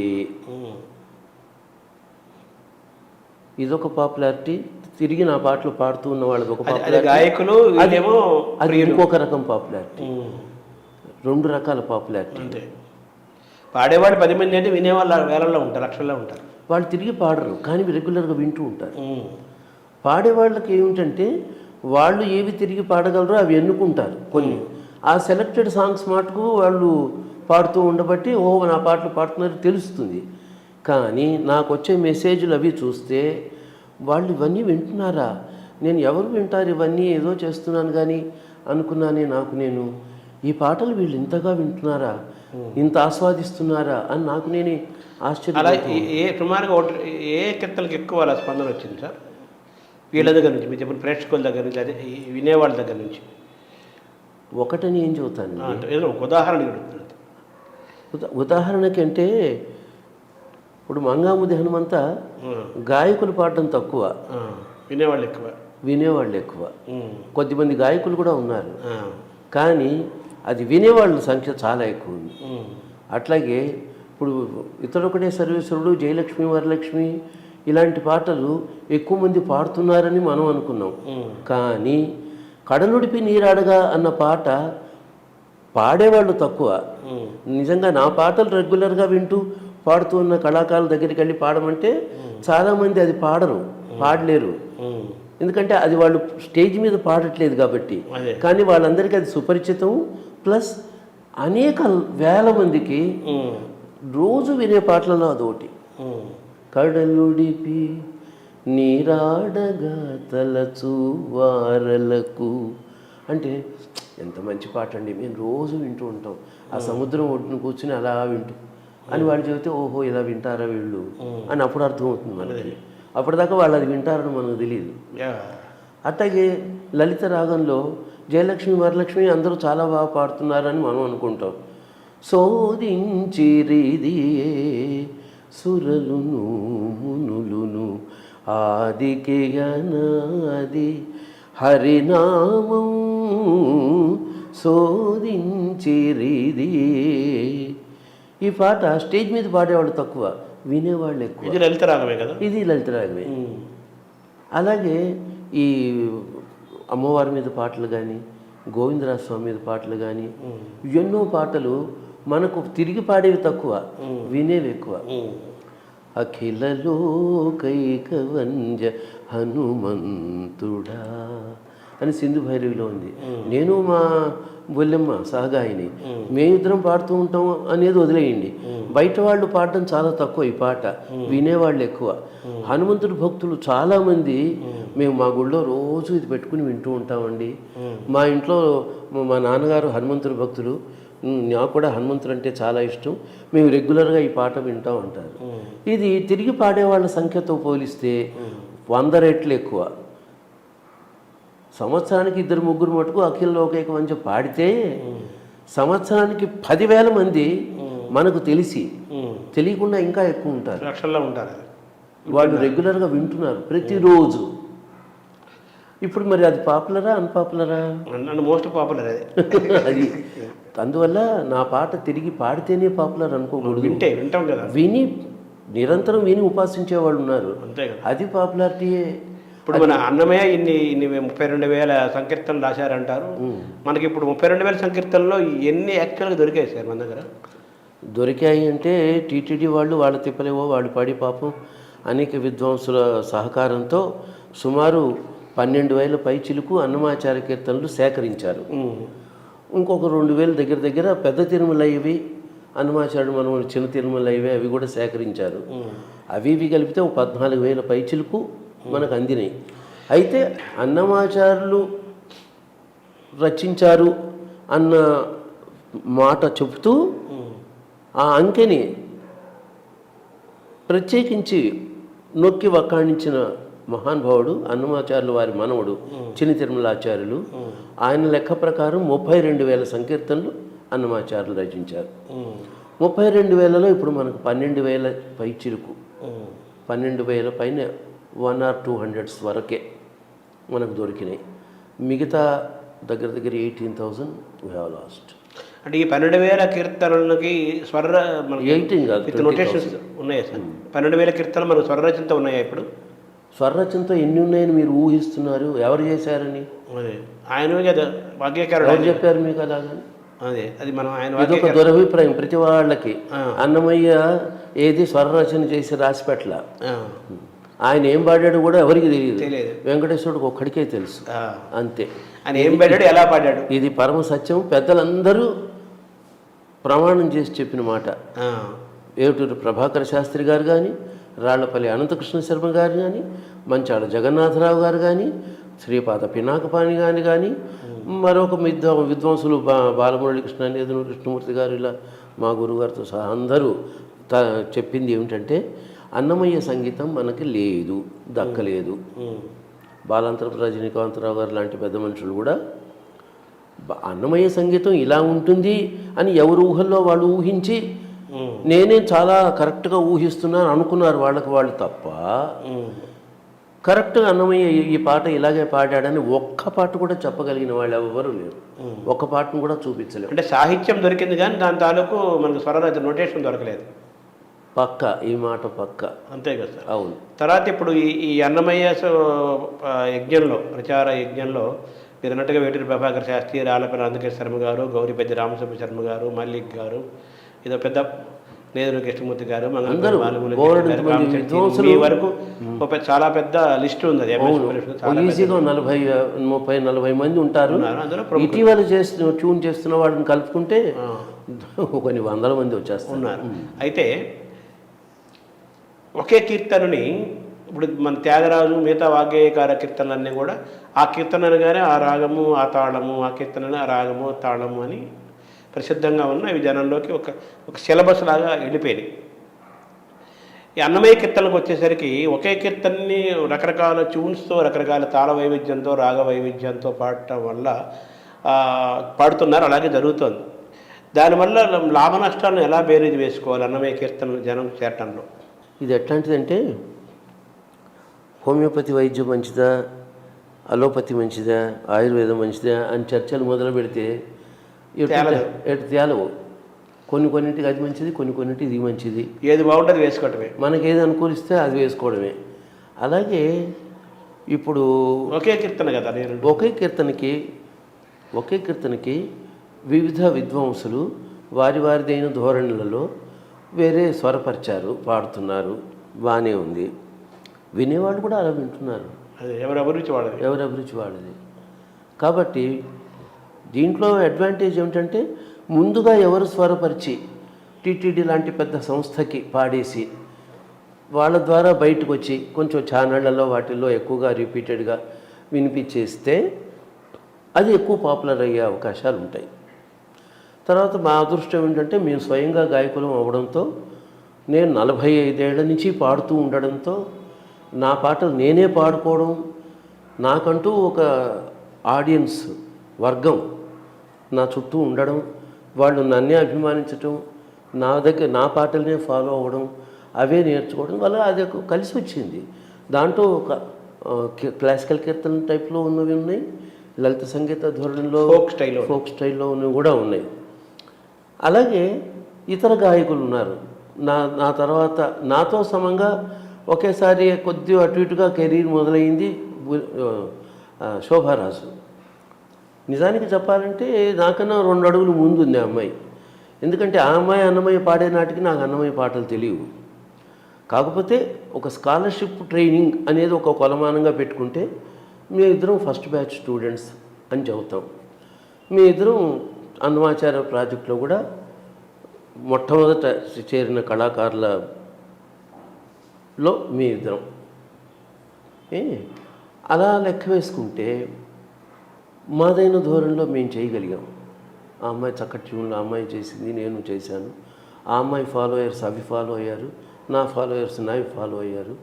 మేము కామన్గా గురువులు చేసినవి కొన్ని ఎన్నుకున్నాం.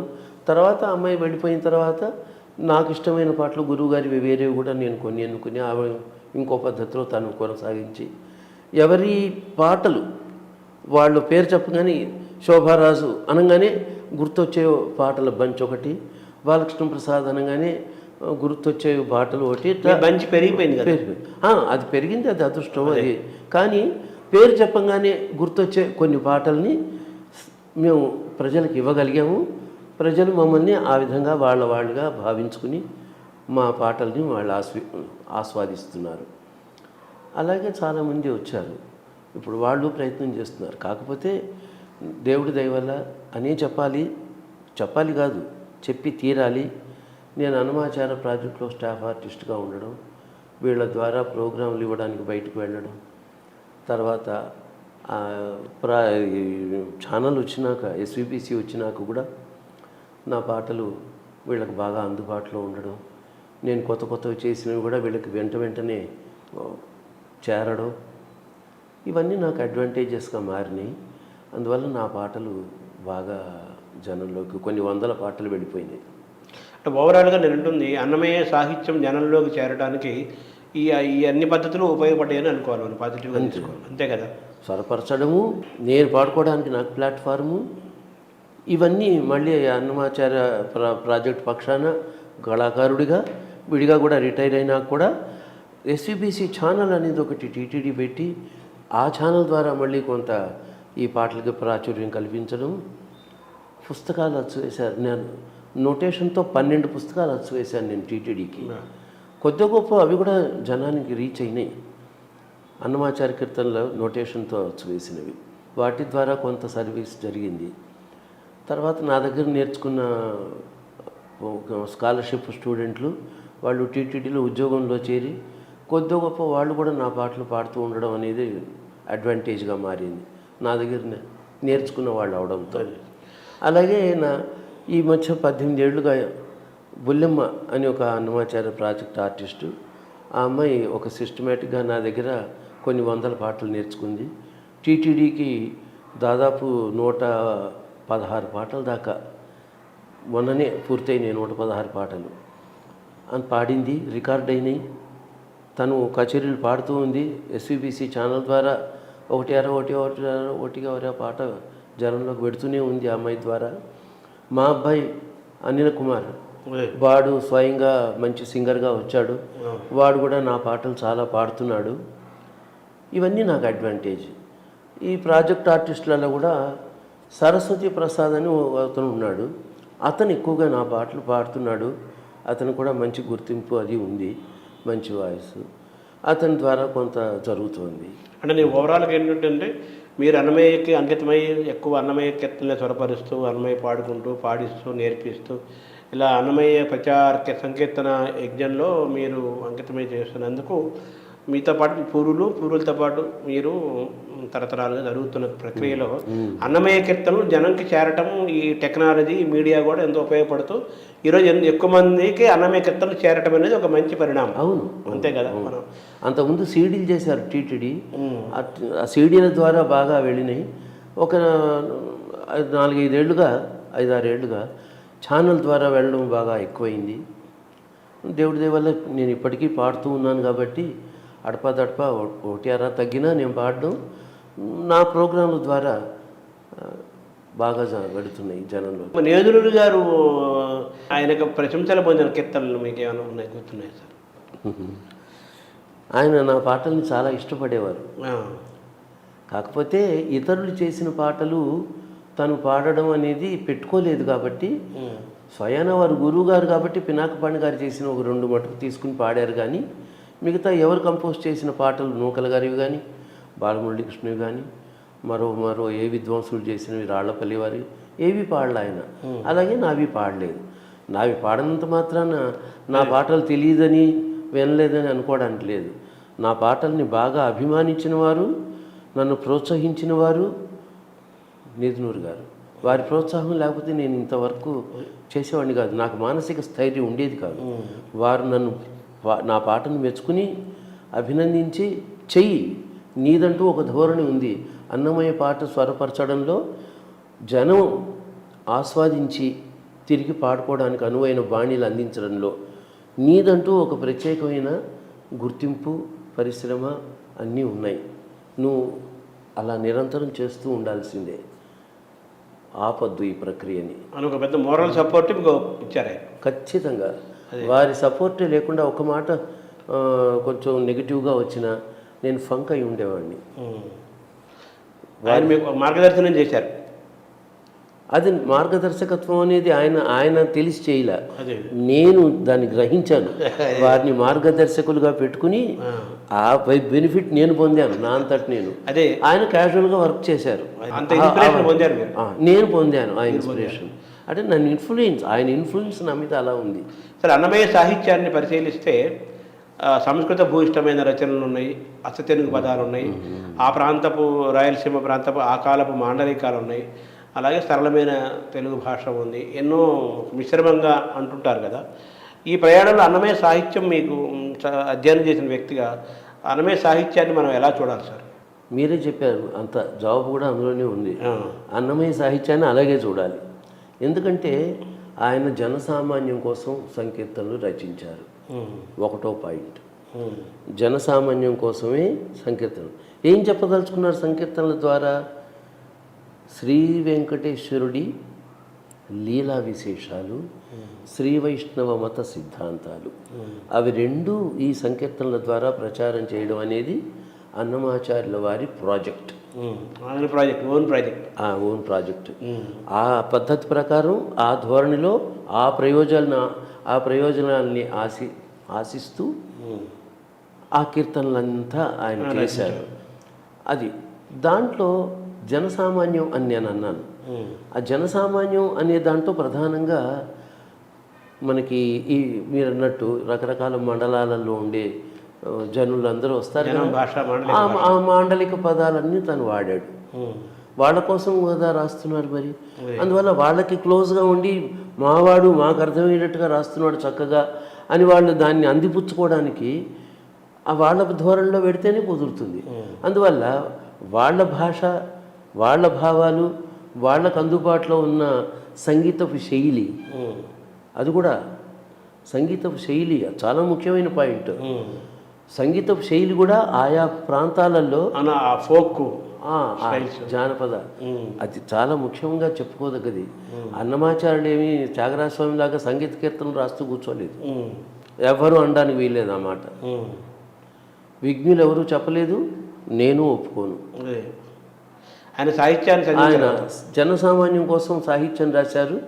ఆ జనసామాన్యం కోసం ఆ సాహిత్యం ఏ సంగీతపు ధోరణిలో ఎలా ఉంటే బాగుంటుందో ఆ సంగీతమే ఆయన పాడాడు.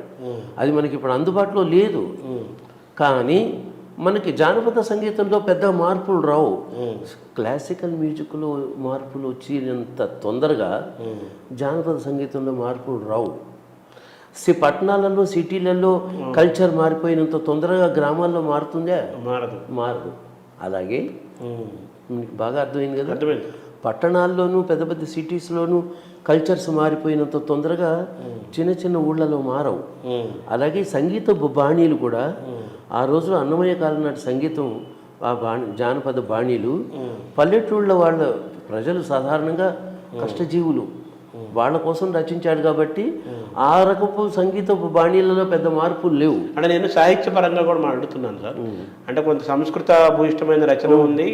ఎన్నండి సంస్కృతంలో 100 పాటలు ఉన్నాయి అంతే. ఎందుకు అది పెద్దగా మనం చర్చించే విషయం కాదు. అందుబాటులో ఉన్న 12,000 పైచులకు పాటలలో 100 సంస్కృతంలో ఉంది, మిగతా జనం భాష అంతే. ఊరికే సంస్కృతం ప్రజాకవి అంతే అంతే అంతే జనం భాష కోసం ప్రజాకవి జనంకి చేరాలని. అనేక పెద్ద కొప్పు పెట్టుకున్న స్త్రీ దాంట్లోంచి ఒక వెంట్రుక తీసినట్టు అంతే. 12,000 పైచులకు పాటలలో 100 పాటలు అంతే. అవే సంస్కృతం, మిగతా అంతా జనం భాష, తెలుగు భాష, చక్కటి తెలుగు, అచ్చ తెలుగు పదాలు, మాండలికాలు అంతే. తెలుగుదనం అంతా అన్నమయ్య కీర్తనలో శోభించిందని అంతే అంతే అంతే. తర్వాత చాలా కాలం క్రితం భాష కాదు అది. ఆ భాషను అర్థం చేసుకోవటము, దాన్ని అనుభవించటం, ఇందులో మీరు పడిన కష్టాలు ఏమైనా ఉన్నాయి? అది మేము పడే కష్టం కన్నా ఈ సాహిత్య పెద్దవాళ్ళు, విద్వాంసులు ఉంటారు, వాళ్ళు ఎక్కువ కష్టాలు ఫేస్. అంటే మీరు అనుభవించాలి కదా, అంటే వాళ్ళు ముందు కొంత అనుభవించేసి మాకు దారి చూపించినాక మేము అది అందిపుచ్చుకుని ట్యూన్ చేసిన వాళ్ళు. అది సులువైంది, మాకు సులువైంది. ఎందుకంటే అవన్నీ ఏవి చదవకుండా వినకుండా ట్యూన్ చేయడానికి కూర్చుంటే వాళ్ళు ఏమన్నా కష్టాలు ఫేస్ చేస్తారేమో తెలియదు. కానీ నేను అన్నమాచార్య ప్రాజెక్టులో చేరింది మొదలుకొని అన్నమాచార్య వర్ధంతి జయంతి ఉత్సవాలలో ఆఫీసులో ఆ విద్వాంసులు వచ్చి మాట్లాడుతూ ఉంటే సాహిత్య ప్రకాండులు వాళ్ళ దగ్గర కూర్చుని అవన్నీ విన్నవాడిని. ఆ పదాలు, భావాలు, వాళ్ళు ఆ సాహిత్యాన్ని ఎలా విశ్లేషిస్తున్నారు ఏమిటి, దాంట్లోని విశేషాంశాలు ఏమిటి, వాడు అన్నమయ్య జనం పోకడతో, జనంతో మిళితమైపోయి ఎలా తన సాహిత్యాన్ని జనంలోకి తీసుకెళ్ళాడు అనేది వాళ్ళ ఉపన్యాసాల ద్వారా విని విని విని విని నేర్చుకున్నాం. అది ఓన్లీ కడప జిల్లా రాయలసీమ మాండలికం అంటారా సార్? ఆ భాష అన్ని ప్రాంతాలు ఉందంటారు అందులో? అప్పుడు కడప అనేది తెలుగు ప్రాంతంలోకి ప్రధానంగా చెప్పే ఒక కేంద్రంగా ఉండొచ్చు. అందువల్ల కడప తెలుగు, ఎందుకంటే అన్నమయ్య కడప నుంచి వచ్చాడు కాబట్టి, ఆ ప్రాంతం వాడు కాబట్టి. సో ఆ విధంగా అన్నమయ్య సాహిత్యం అనేది కడప మాండలికము, ఆ ప్రాంతంలో వాసి కాబట్టి అప్పటి మాండలికము అప్పటిది కడప ప్రాంతం తెలియదుగానే మనం మీ అధ్యయనంలో మీకు అర్థమైంది.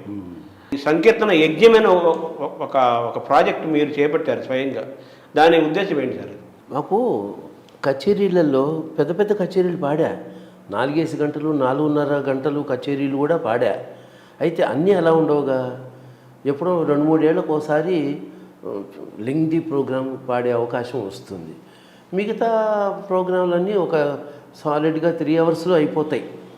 3 అవర్స్, 3.5 అవర్స్, కొన్ని అయితే 2.5 గంటల్లోనే అయిపోతాయి. అలాంటివి కూడా ఉంటాయి. వాటితో ఎక్కువ పాటలు జనానికి తీసుకెళ్ళలేకపోతున్నామే. ఎందుకంటే 3 గంటలు పాడితే 3 బదులు 30 పాటలే అయ్యేది అంతే. యావరేజ్ 10 నిమిషాలు వేసుకుంటే కీర్తన గంటకు 10 పాడితే 3 గంటలకు 30 పాటలు అవుతాయి. ఎన్ని పాడితే ఎన్ని వందలు చేసేస్తున్నాం కదా. 12,000 కీర్తనలు జనానికి ఎలా వినిపించాలి? అట్లా ఆలోచిస్తే మాకు అసంతృప్తి మిగులుతూ ఉండేది. అందువల్ల ఒక ప్రాంతం వాళ్ళకైనా కనీసం ఎక్కువ పాటలు తీసుకెళ్ళాలి, వాళ్ళకి ఇవ్వాలి, అందించాలి అనేటప్పుడు ఏం చేయాలి అని ఆలోచిస్తే సంకీర్తన యజ్ఞం అనే ప్రక్రియ అది నిజానికి పాపం వైజాగ్లో ఉన్నారు దంపతులు, ఆవిడ పేరు రమాదేవి, అన్నరాజు రమాదేవి గారు. అన్నంరాజు అది గుర్తు వాళ్ళే సౌందర్యలహరి వాళ్ళ రమాదేవి, వాళ్ళ సౌందర్యలహరితో కూడా లింక్ ఉందేమో. వాళ్ళ కృష్ణకుమార్ అని వాళ్ళ మరిది ఒక అతను, వాళ్ళ హస్బెండ్ పేరు ఏదో ఉంది, ఆవిడ రమాదేవి అని గుర్తు నాకు ఆ పేరు వరకు. అక్కడ వాళ్ళ సంస్థ పేరు ఇప్పుడు మర్చిపోయాను నేను, కొంచెం మరపు వస్తుంది ఇప్పుడు. వాళ్ళు వాళ్ళకి పాడే మొట్టమొదటి సంకీర్తన యజ్ఞం 1997లో. ఆ తర్వాత విజయవాడలో చేశాను. అంటే 7 రోజులు రోజుకు 30 పాటలు యావరేజ్గా. ఓ రోజు 32, ఓ రోజు 33, ఓ రోజు 29 యావరేజ్ అలా ఉంటాయి. యావరేజ్గా 30 పాటలు. 7 రోజులకి ఎన్ని అయినాయి? 7:30. 7 3 21, 210 పాటలు అలా పాడి. అలాంటి సంకీర్తన యజ్ఞాలు నేను 8 చేశాను. 8 సంకీర్తన యజ్ఞాలలో 2 పర్టికులర్గా 2 యజ్ఞాలు తిరుపతిలోనే 300 పాటలతో చేశాను. ఎన్ని రోజులు సార్ అది? 12 రోజులు. 12 రోజులు 300. 2 సార్లు చేశాను అలాంటి యజ్ఞాలు. అంటే 300 600 కీర్తనలు వినిపించినట్టు. అంటే కొన్ని కామన్గా వచ్చే ఉంటాయి, రిపీట్ అవుతాయి. కొన్ని కామన్గా వచ్చే ఉంటాయి, కొన్ని కొత్త యాడ్ అవుతూ ఉంటాయి ఎప్పటికప్పుడు. ఎందుకంటే ఏడాదికి ఒకటి 2 ఏళ్ళకి ఒకటి అలా పాడుతూ ఉన్నాను కదా. విజయవాడలో 3 సంకీర్తన యజ్ఞాలు చేశాను, హైదరాబాద్లో 3 సంకీర్తన యజ్ఞాలు చేశాను. అప్పుడు ఏమైంది, రెండు ఎన్నో హైదరాబాద్లో 2 కాబోలు, విజయవాడలో 3 చేశాను. 3, 2, 5 ప్లస్ అక్కడ వైజాగ్లో 1, తిరుపతిలో 2, 8 సంకీర్తన యజ్ఞాలు చేశాను. 8 సంకీర్తన యజ్ఞాలు యావరేజ్ లెక్క వేసుకుంటే కొన్ని రిపీట్ అయినప్పటికీ కూడా ఒక 1000 కీర్తనలు వినిపించినట్టు లేదు, 500 ఉంటాయి. రిపీట్లు ఉంటాయి. రిపీట్లు ఉంటాయిగా, పాపులర్గా ఉన్నవి. అవి ప్రాక్టీస్ చేసి ఉంటారు, అవి జనం అడుగుతారు కూడా. అంత ప్రొలాంగ్డ్ ప్రోగ్రామ్ పాడినప్పుడు వాళ్ళకి నచ్చినవి ఎందులో కవర్ అవ్వకపోతే మరి కష్టం కదా. అడుగుతారు. ఈ సంకీర్తన యజ్ఞం విశాఖపట్నంలోనే ప్రారంభమైనట్టు చెప్పాలా? ప్రారంభం విశాఖపట్నంలో అయింది. తర్వాత లక్ష గళార్చన కూడా, అన్నమయ్య లక్ష గళార్చన కూడా మీ లక్ష గళార్చన విశేషం ఏమిటంటే 1,00,000 మంది గొంతులలోంచి ఒక్కసారిగా నా పాట వింటూ వాళ్ళు నాతో పాటు గానం చేసి నోరారా ఒక 7 సంకీర్తనలు వాళ్ళు పాడడం అనేది, ఆ పాడిన అనుభూతి, వాళ్ళు ఆ పారవస్యం పొందడం అనేది ఆ కాన్సెప్ట్. అన్నమయ్య కీర్తన. అప్పటికి సంకీర్తన అదే సప్తగిరి సంకీర్తనలు అని ఒక 7 కీర్తనలు వాళ్ళు టీటీడీ వాళ్ళు ఎన్నుకొని, ఎవరు ట్యూన్ మార్చకుండా ప్రపంచం మొత్తంలో ఈ పర్టికులర్ పాటలన్నా అట్లీస్ట్ అవే ట్యూన్లు పాడాలి అని Tyagaraja on par with Tyagaraja పంచరత్నాలని వాళ్ళు అన్నారు. ఆ మాట వాళ్ళు వాడారు. అలా ప్రయత్నం చేశారు. కొత్తలో కొంతమంది ఎగతాళి చేశారు, భయపడ్డారు, అనవసరంగా పెద్ద పని చేస్తున్నారు అని. కానీ ఈ రోజున సప్తగిరి సంకీర్తనలు జనంలోకి వెళ్ళిపోయింది. ప్రతి సంవత్సరం అన్నమాచార్య ఉత్సవాలు చేసే చాలామంది సప్తగిరి సంకీర్తనలు గోష్ఠిగాను వాళ్ళ ప్రాంతాల్లో వాళ్ళు నిర్వహించడం. సేమ్ పంచరత్నాల్లాగానే వాగ్గేయకార త్యాగయ్య ఆరాధనకి జయంతికి ఎలా చేస్తారో అలా ఉత్సవాలు చేస్తున్నారు. గొప్ప విషయం అది. ఆ ప్రక్రియ మొదలయ్యి దాదాపు 12 ఏళ్ళు 13 ఏళ్ళు అవుతుంది, నాకు గుర్తులేదు. ఈ లక్ష గళార్చన వేదిక పైన మొట్టమొదటిసారి జరిగింది సార్ అది? మొట్టమొదటిసారి కాదు, అప్పటికి టీటీడీ తిరుపతికి ఎంఎస్ సుబ్బలక్ష్మి రావడం, స్వయంగా తిరుపతిలోనే మేము ఆ సప్తగిరి సంకీర్తనలు గోష్ఠిగానం మేము పాడడం అన్నీ అయినాయి. అయితే అప్పుడు సిలికాన్ ఆంధ్ర, ఆయన పేరు కూచిపట్ల ఆనంద్, సిలికాన్ ఆంధ్ర, ఆయన ఓ పెద్ద ప్రయత్నంగా చేశారు. అది గొప్ప అనుభూతి. 1,00,000 మంది అన్నమే పాడటం. ఒక 15-20 నిమిషాలు ముందు, అంటే ప్రోగ్రాం మొదలవడానికి ముందు మహా ఉంటే 50,000 మంది 40,000 మంది ఉంటారు. ఆయన లక్ష గళార్చన అని పేరు పెట్టి 1,00,000 మంది పాడాలి అని ప్లాన్ చేసి 1,00,000 మందికి తగిన చోటు అది ఎన్నుకుని అన్ని ఏర్పాట్లు చేసుకున్నాడు. పాపం ఇంత పెద్ద పని చేస్తున్నాడే, ఇంకా 1/2 నిమిషాల ప్రోగ్రాం మొదలవుతుంది అనుకున్నాను నేను. ఆ జనాన్ని అప్పటికి స్టేజ్కి ఎక్కా, వెనక స్టేజ్ ఎక్కి ఒక్కసారి జనాన్ని అలా చూసా. ఫోన్లే 40-50 వేల మంది ఒక్కసారిగా పాడడం కూడా గొప్ప విషయం. సరే తర్వాత తెర వేశారు, నేను వెనక్కి వచ్చాను, శృతులు చేసుకున్నాం, పక్క వాయిద్యాలు. మేము పాడడానికి కూర్చునేటప్పటికండి ఫుల్ నిండిపోయి ఎక్కడెక్కడెక్కడెక్కడో నిలబడి ఉన్నారు. తర్వాత మాకు వచ్చిన రిపోర్ట్స్ ఏంటంటే 1,25,000 మంది పాడారు. అంటే ఏమిటి, తర్వాత 15-20 నిమిషాల్లో 1,00,000 మంది కాగా ఇంకా ఎక్కువ కూడా వచ్చారు. అంటే అది అనౌన్స్ చేశారు, లెక్క పెట్టాము మేము, 1,00,000 దాటింది అని ఆయన సర్టిఫికెట్ ఇచ్చారు. అది వాచ్ చేయడానికి వచ్చారు, గిన్నిస్ బుక్లో పెట్టడానికి.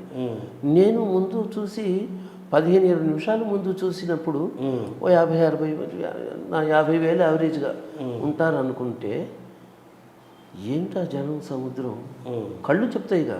అవును, 50,000 మందిని చూసినవి ఈ కళ్ళే, అవును, 1,00,000 పైన జనాన్ని చూసినవి ఈ కళ్ళే. కాబట్టి మోసపోయే అవకాశం లేదు. అదే ఏం అసలు మతి చెలించింది. అది అన్నమయ్య సంకీర్తన యజ్ఞంలో భాగం అనుకోవాలి కదా. అదొక యజ్ఞం. ఈ రోజున చాలా మంది 1000 మందితోనూ 10,000 మందితోనూ చేస్తూ ఉన్నారు. సహస్రగళార్చన అని అది అని రకరకాల పేర్లు పెట్టి మినిమం 1,000తో చేసేవాళ్ళు చాలామంది ఉన్నారు. ఎంతమంది వీలైతే అంతమందిని కూడా తీసుకుని ఈ కార్యక్రమాలు చేసేవాళ్ళు కూడా చాలామందే ఉన్నారు. కానీ 1,00,000 అనే జనంతో మొట్టమొదట ఈ పని చేసింది కూచిపట్ల. ఆయన అభినందనీయుడు, మహానుభావుడు. అయితే నేను ఆ సందర్భంగా నేదుల కృష్ణమూర్తి గారిని అడిగాను ఈ విషయం గురించి. సార్ 1,00,000 గళార్చన అన్నమయ్య చేస్తున్నారు అంటే 1,00,000 మంది ద్వారా 1,00,000 మంది ద్వారా అన్నమయ్యని వాళ్ళు తలుచుకుంటున్నారు, కొన్ని కోట్ల మంది లోకాన్ని తెలియజేస్తారు. లైవ్ ఇచ్చారు కదా మీకు. చాలా దేశాల్లో ఇచ్చారు, చాలా దేశాల్లో లైవ్ వెళ్ళింది. అదే మన ఇండియాలో నాకు తెలిసి 7-8 స్టేట్స్ కవర్ చేశారని విన్నాను నేను. Not only Telugu. అంటే ఆయన ఏమన్నారంటే 1,00,000 మందితో ఇది ఉంటుంది నాదం అనేది, ఇంతమంది చేయటం అనేది ఆయనకి సరైన అభిప్రాయాన్ని వ్యక్తపరచలేదు. నేదురుగా ఆ భావం నాకు ఉంది. ఎవరు సరిగా అందరూ బాగా పాడతారు నేను చెప్తాము. అదే ఆ కూచిపట్ల ఆనందతోనే సుదీర్ఘంగా చర్చించా. మీరు పెడుతున్నారు కానీ కరెక్ట్ ట్యూన్ పాడేవాళ్ళు ఎంతమంది ఉంటారండి? ఇంకా పొలవమని అరుస్తారు ఎవరి పాటికి వాళ్ళు. అందరూ గాయకులు అవరు కదా. అది ఇదండి భగవన్నామం అండి. భగవన్నామం చెప్పడంలో ఎవరికి ఎంత చేత అయితే అంత చెబుతారు. మీ పాటకు ప్రధానంగా వింటూ ఉంటారు, మీతో పాటు వాళ్ళు పాడతారు. మైకుల్లోకి వెళ్ళేది మీ పాటే కదా. వాళ్ళు పాడేది జనం పాడేది మైకుల్లోకి వెళ్ళి వాళ్ళు ఊరందరికీ అది వెళ్ళదు కదా. ఊరందరూ ఛానల్ ద్వారా వెళ్ళేది రేడియో స్టేషన్లు, టీవీ స్టేషన్లు, వీటిలోకి వెళ్ళేది మీరు ఎన్నుకుని మీతో పాటు కూర్చోబెట్టుకున్న బ్యాచ్ ఎవరైతే ఉంటారో మీ బ్యాచ్ పాడిన పాటే పెడుతుంది మీకు. అది చాలు కదా. ఆ విధంగా అన్నమయ్య మీ పాటకి, మీ స్వరరచనకి, అలాగే అన్నమయ్య సంకీర్తనలకి 1,20,000 మంది స్వయంగా అన్నమయ్య కీర్తనలు పాడుకోవటము, కొన్ని కోట్ల మందికి జనానికి అన్నమయ్య అనే కీర్తన ఆయన పేరు వెళ్ళటం అనేది జరగటం అనేది ఒక గొప్ప సన్నివేశం. అది ఆ కాన్సెప్ట్ ప్రోగ్రాం జరిగే వరకు కూడా నాకు పెద్దగా అంత సంతృప్తి లేదు. భయపడుతూనే ఉన్నాను, ఎందుకు ఈ ప్రక్రియ చేపట్టాడినా అని. కానీ ఎప్పుడైతే కళ్ళారా అంతమంది చూసి వాళ్ళు మాతో పాటు పారవశ్యంతో పాడడం నేను కళ్ళారా చూశాను, చాలా సంతోషపడ్డాను. కానీ 12,000 కీర్తనలకి స్వరరచన అయిపోయినాయి సార్? అవ్వండి, అంత తేలిక సంగీతాన్ని అంత చౌకగా చూడకండి. అందరికీ నేను చేసే విన్నపం. ప్రతి వాళ్ళు ఈ ప్రశ్న వేయడం నాకు చాలా కోపం, బాధ కలుగుతుంది. ఒక పాట తమాషా అనుకుంటున్నారా? 12,000 కీర్తనలకి ట్యూన్ చేయడం ఇదే ఫ్యాక్టరీయా? 100 కొద్ది సీసాలు, 100 కొద్ది పాంప్లెట్స్, 1000 కొద్ది పుస్తకాలు బయటకు వచ్చేది ఫ్యాక్టరీయా? సంగీతం అండి. సంగీతంలో విద్వాంసులు కూర్చోవాలి, పాట దాని స్వరూపం, సాహిత్యం బుర్రకు ఎక్కించుకోవాలి, వాళ్ళు ఆలోచించాలి, నాలుగు రకాలుగా రకరకాల ఆలోచనలు వస్తాయి సంగీతపరంగా. అవన్నీ గోత్రూ అయ్యి ఒక స్వరూపం దానికి నిర్దేశించి ఎస్ ఇది బాగుంది అనుకుని అది నలుగురు విని అది కూడా బాగుంది అనుకుని ఆ తర్వాత దాన్ని రికార్డ్ చేసి జనంలోకి తీసుకెళ్ళి ఆ కాన్ఫిడెన్స్తో మళ్ళీ సెకండ్ పాట అదొక పెద్ద ప్రాసెస్. ఒక ప్రసవ వేదనే కదా సార్ ప్రతి కీర్తన కూడా. అలా కొట్టుకోగా స్లోగా ఇప్పటికీ ఇన్నాళ్ళకి ఒక 4,000 పాటలు బయటకు వచ్చింది. అన్నమయ్య పరంగా మీ భవిష్యత్తు ఇంకేమన్నా చేస్తున్నారు సార్? ఇంకేమైనా కీర్తన స్వరరచన అది నిరంతరం సాగుతుంటుందా? టీటీడీ వారు ఎంతో అభిమానంగా నా చేత ఇంకా రికార్డింగ్లు చేయిస్తూ ఉన్నారు. నేను అంటే సంవత్సరానికి ఒక 3-4 రికార్డింగులు చేసి ఇస్తున్నాను. అంటే ఏమిటి 30-40 పాటలు. ప్రతి సంవత్సరం ఒక 30-40 పాటలు నేను స్వరపరిచి పాడి, నాతో పాటు నా శిష్యురాలు బుల్లెమ్మ పాడుతోంది. అంతకుముందు కొన్ని పాటలు శ్రీదేవి అనే ఆవిడ కూడా పాడింది.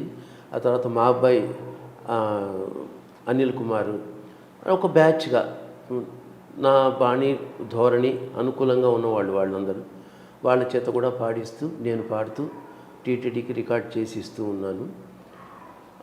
మొత్తం మీద ఇప్పుడు దగ్గర 750 కీర్తనలు నేను టీటీడీకి ఈ అన్నమాచార్య సంకీర్తనలు ట్యూన్ చేసి రికార్డ్ చేసి ఆడియో రూపంలో ఇవ్వడం జరిగింది.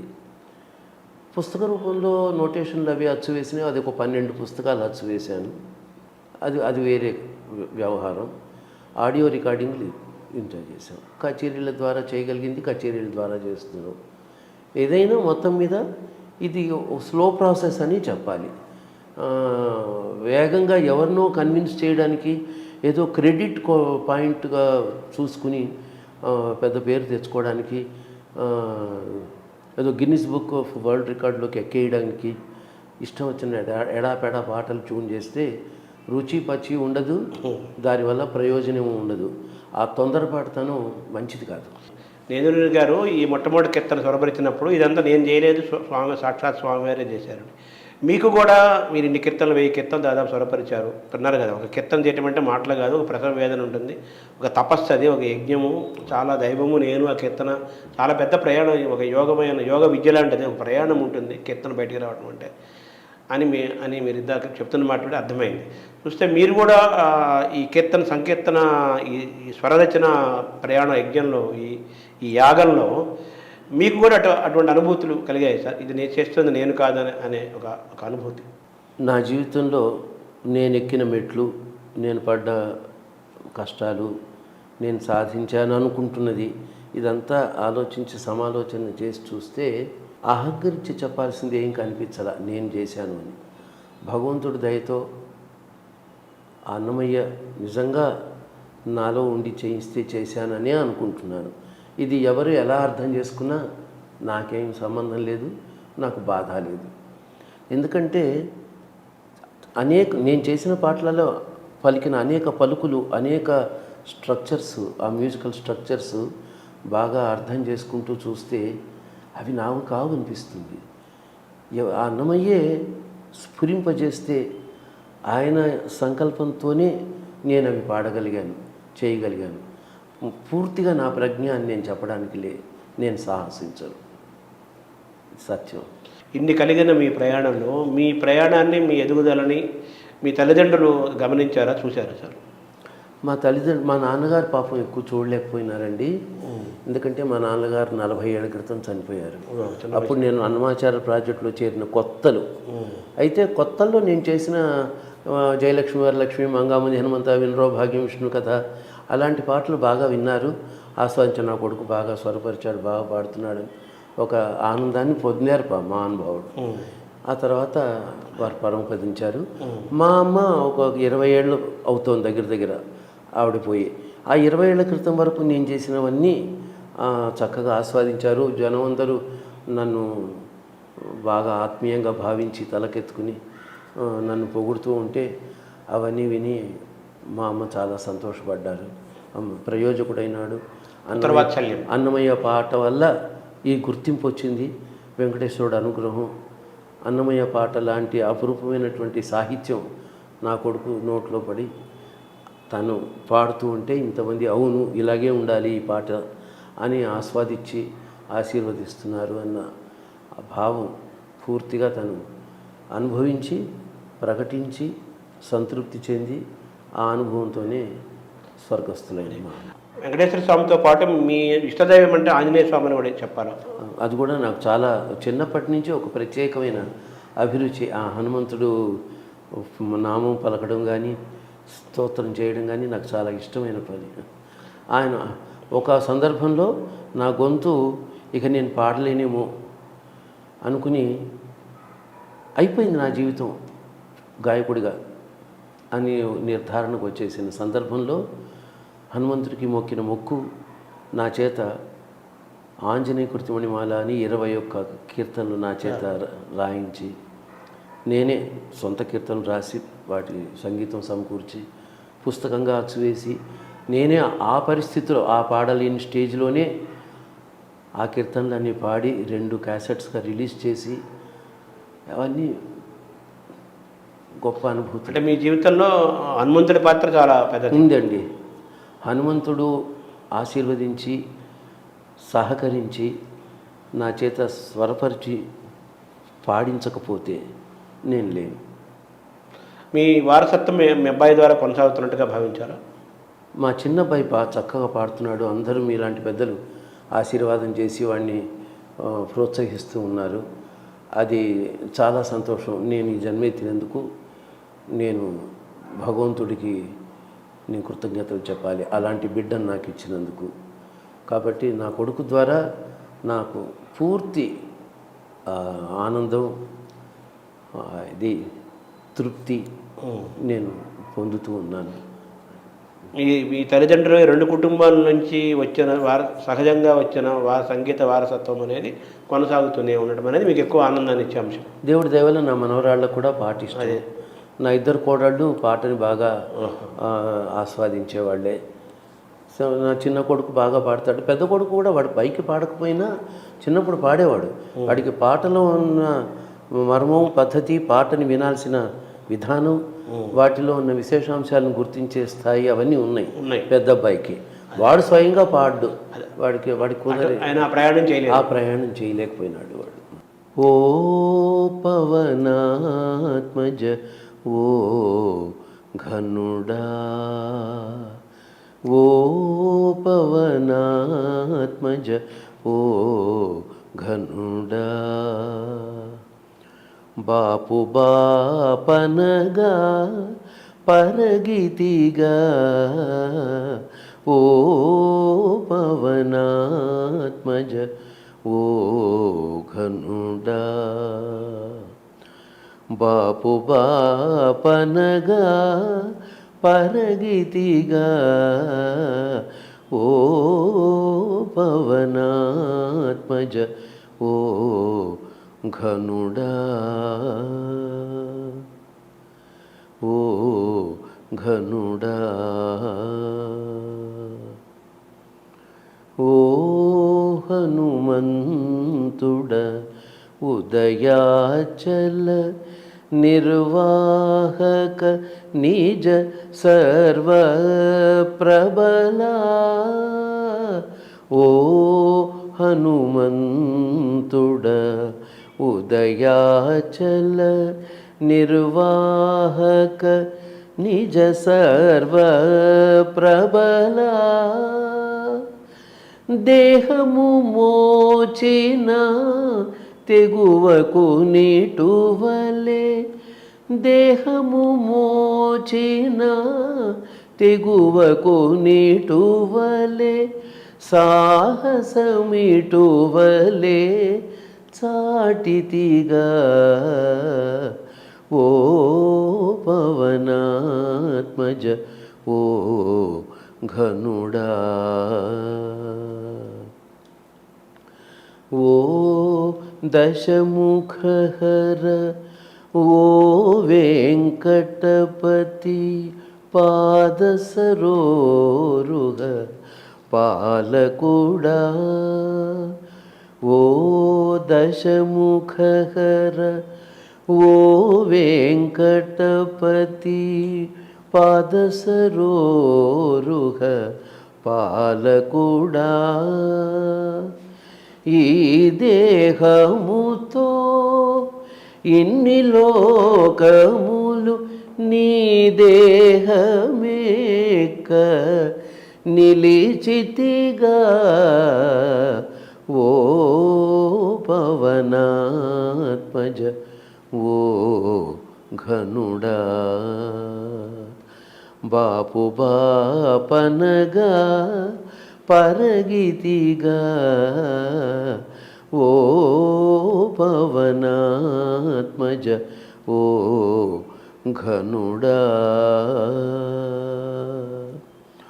ఓ ఘనుడా. అది మనం విన్నాం కదా. బాలకృష్ణ ప్రసాద్ గారు అద్భుతంగా అన్నమయ్యతో ఆయన ప్రయాణాన్ని, అన్నమయ్యతో ఆయన అనుబంధాన్ని, అన్నమయ్య కీర్తనలతో ఆయన అనుభూతులని, అలాగే గురువులతో జరిగిన ప్రయాణాన్ని, గురువుల ద్వారా నేర్చుకున్న విద్యని, తల్లిదండ్రులు తాత ముత్తాతల నుంచి నేర్చుకున్న సంస్కారాన్ని, తిరుపతి సంగీతము, అన్నమయ్య ఆయనకి ఇచ్చిన జీవితాన్ని అన్నిటి కూడా మన మధ్య ఆయన సమీక్షించుకుంటూ అన్నమయ్య సంకీర్తన యజ్ఞం కొనసాగుతూనే ఉంటుందని, అలాగే వాళ్ళ అన్నమయ్య సంకీర్తన యజ్ఞము అలాగే సంగీత వారసత్వం వాళ్ళ ఇంట్లో కొనసాగుతూనే ఉంటుందని చెప్తూ వారు ఈ జీవితం పట్ల చాలా తృప్తిని ఆనందాన్ని ఆయన వ్యక్తం చేస్తున్నారు. అది బాలకృష్ణ ప్రసాద్ గారితో మన టాక్ షో. నమస్కారం.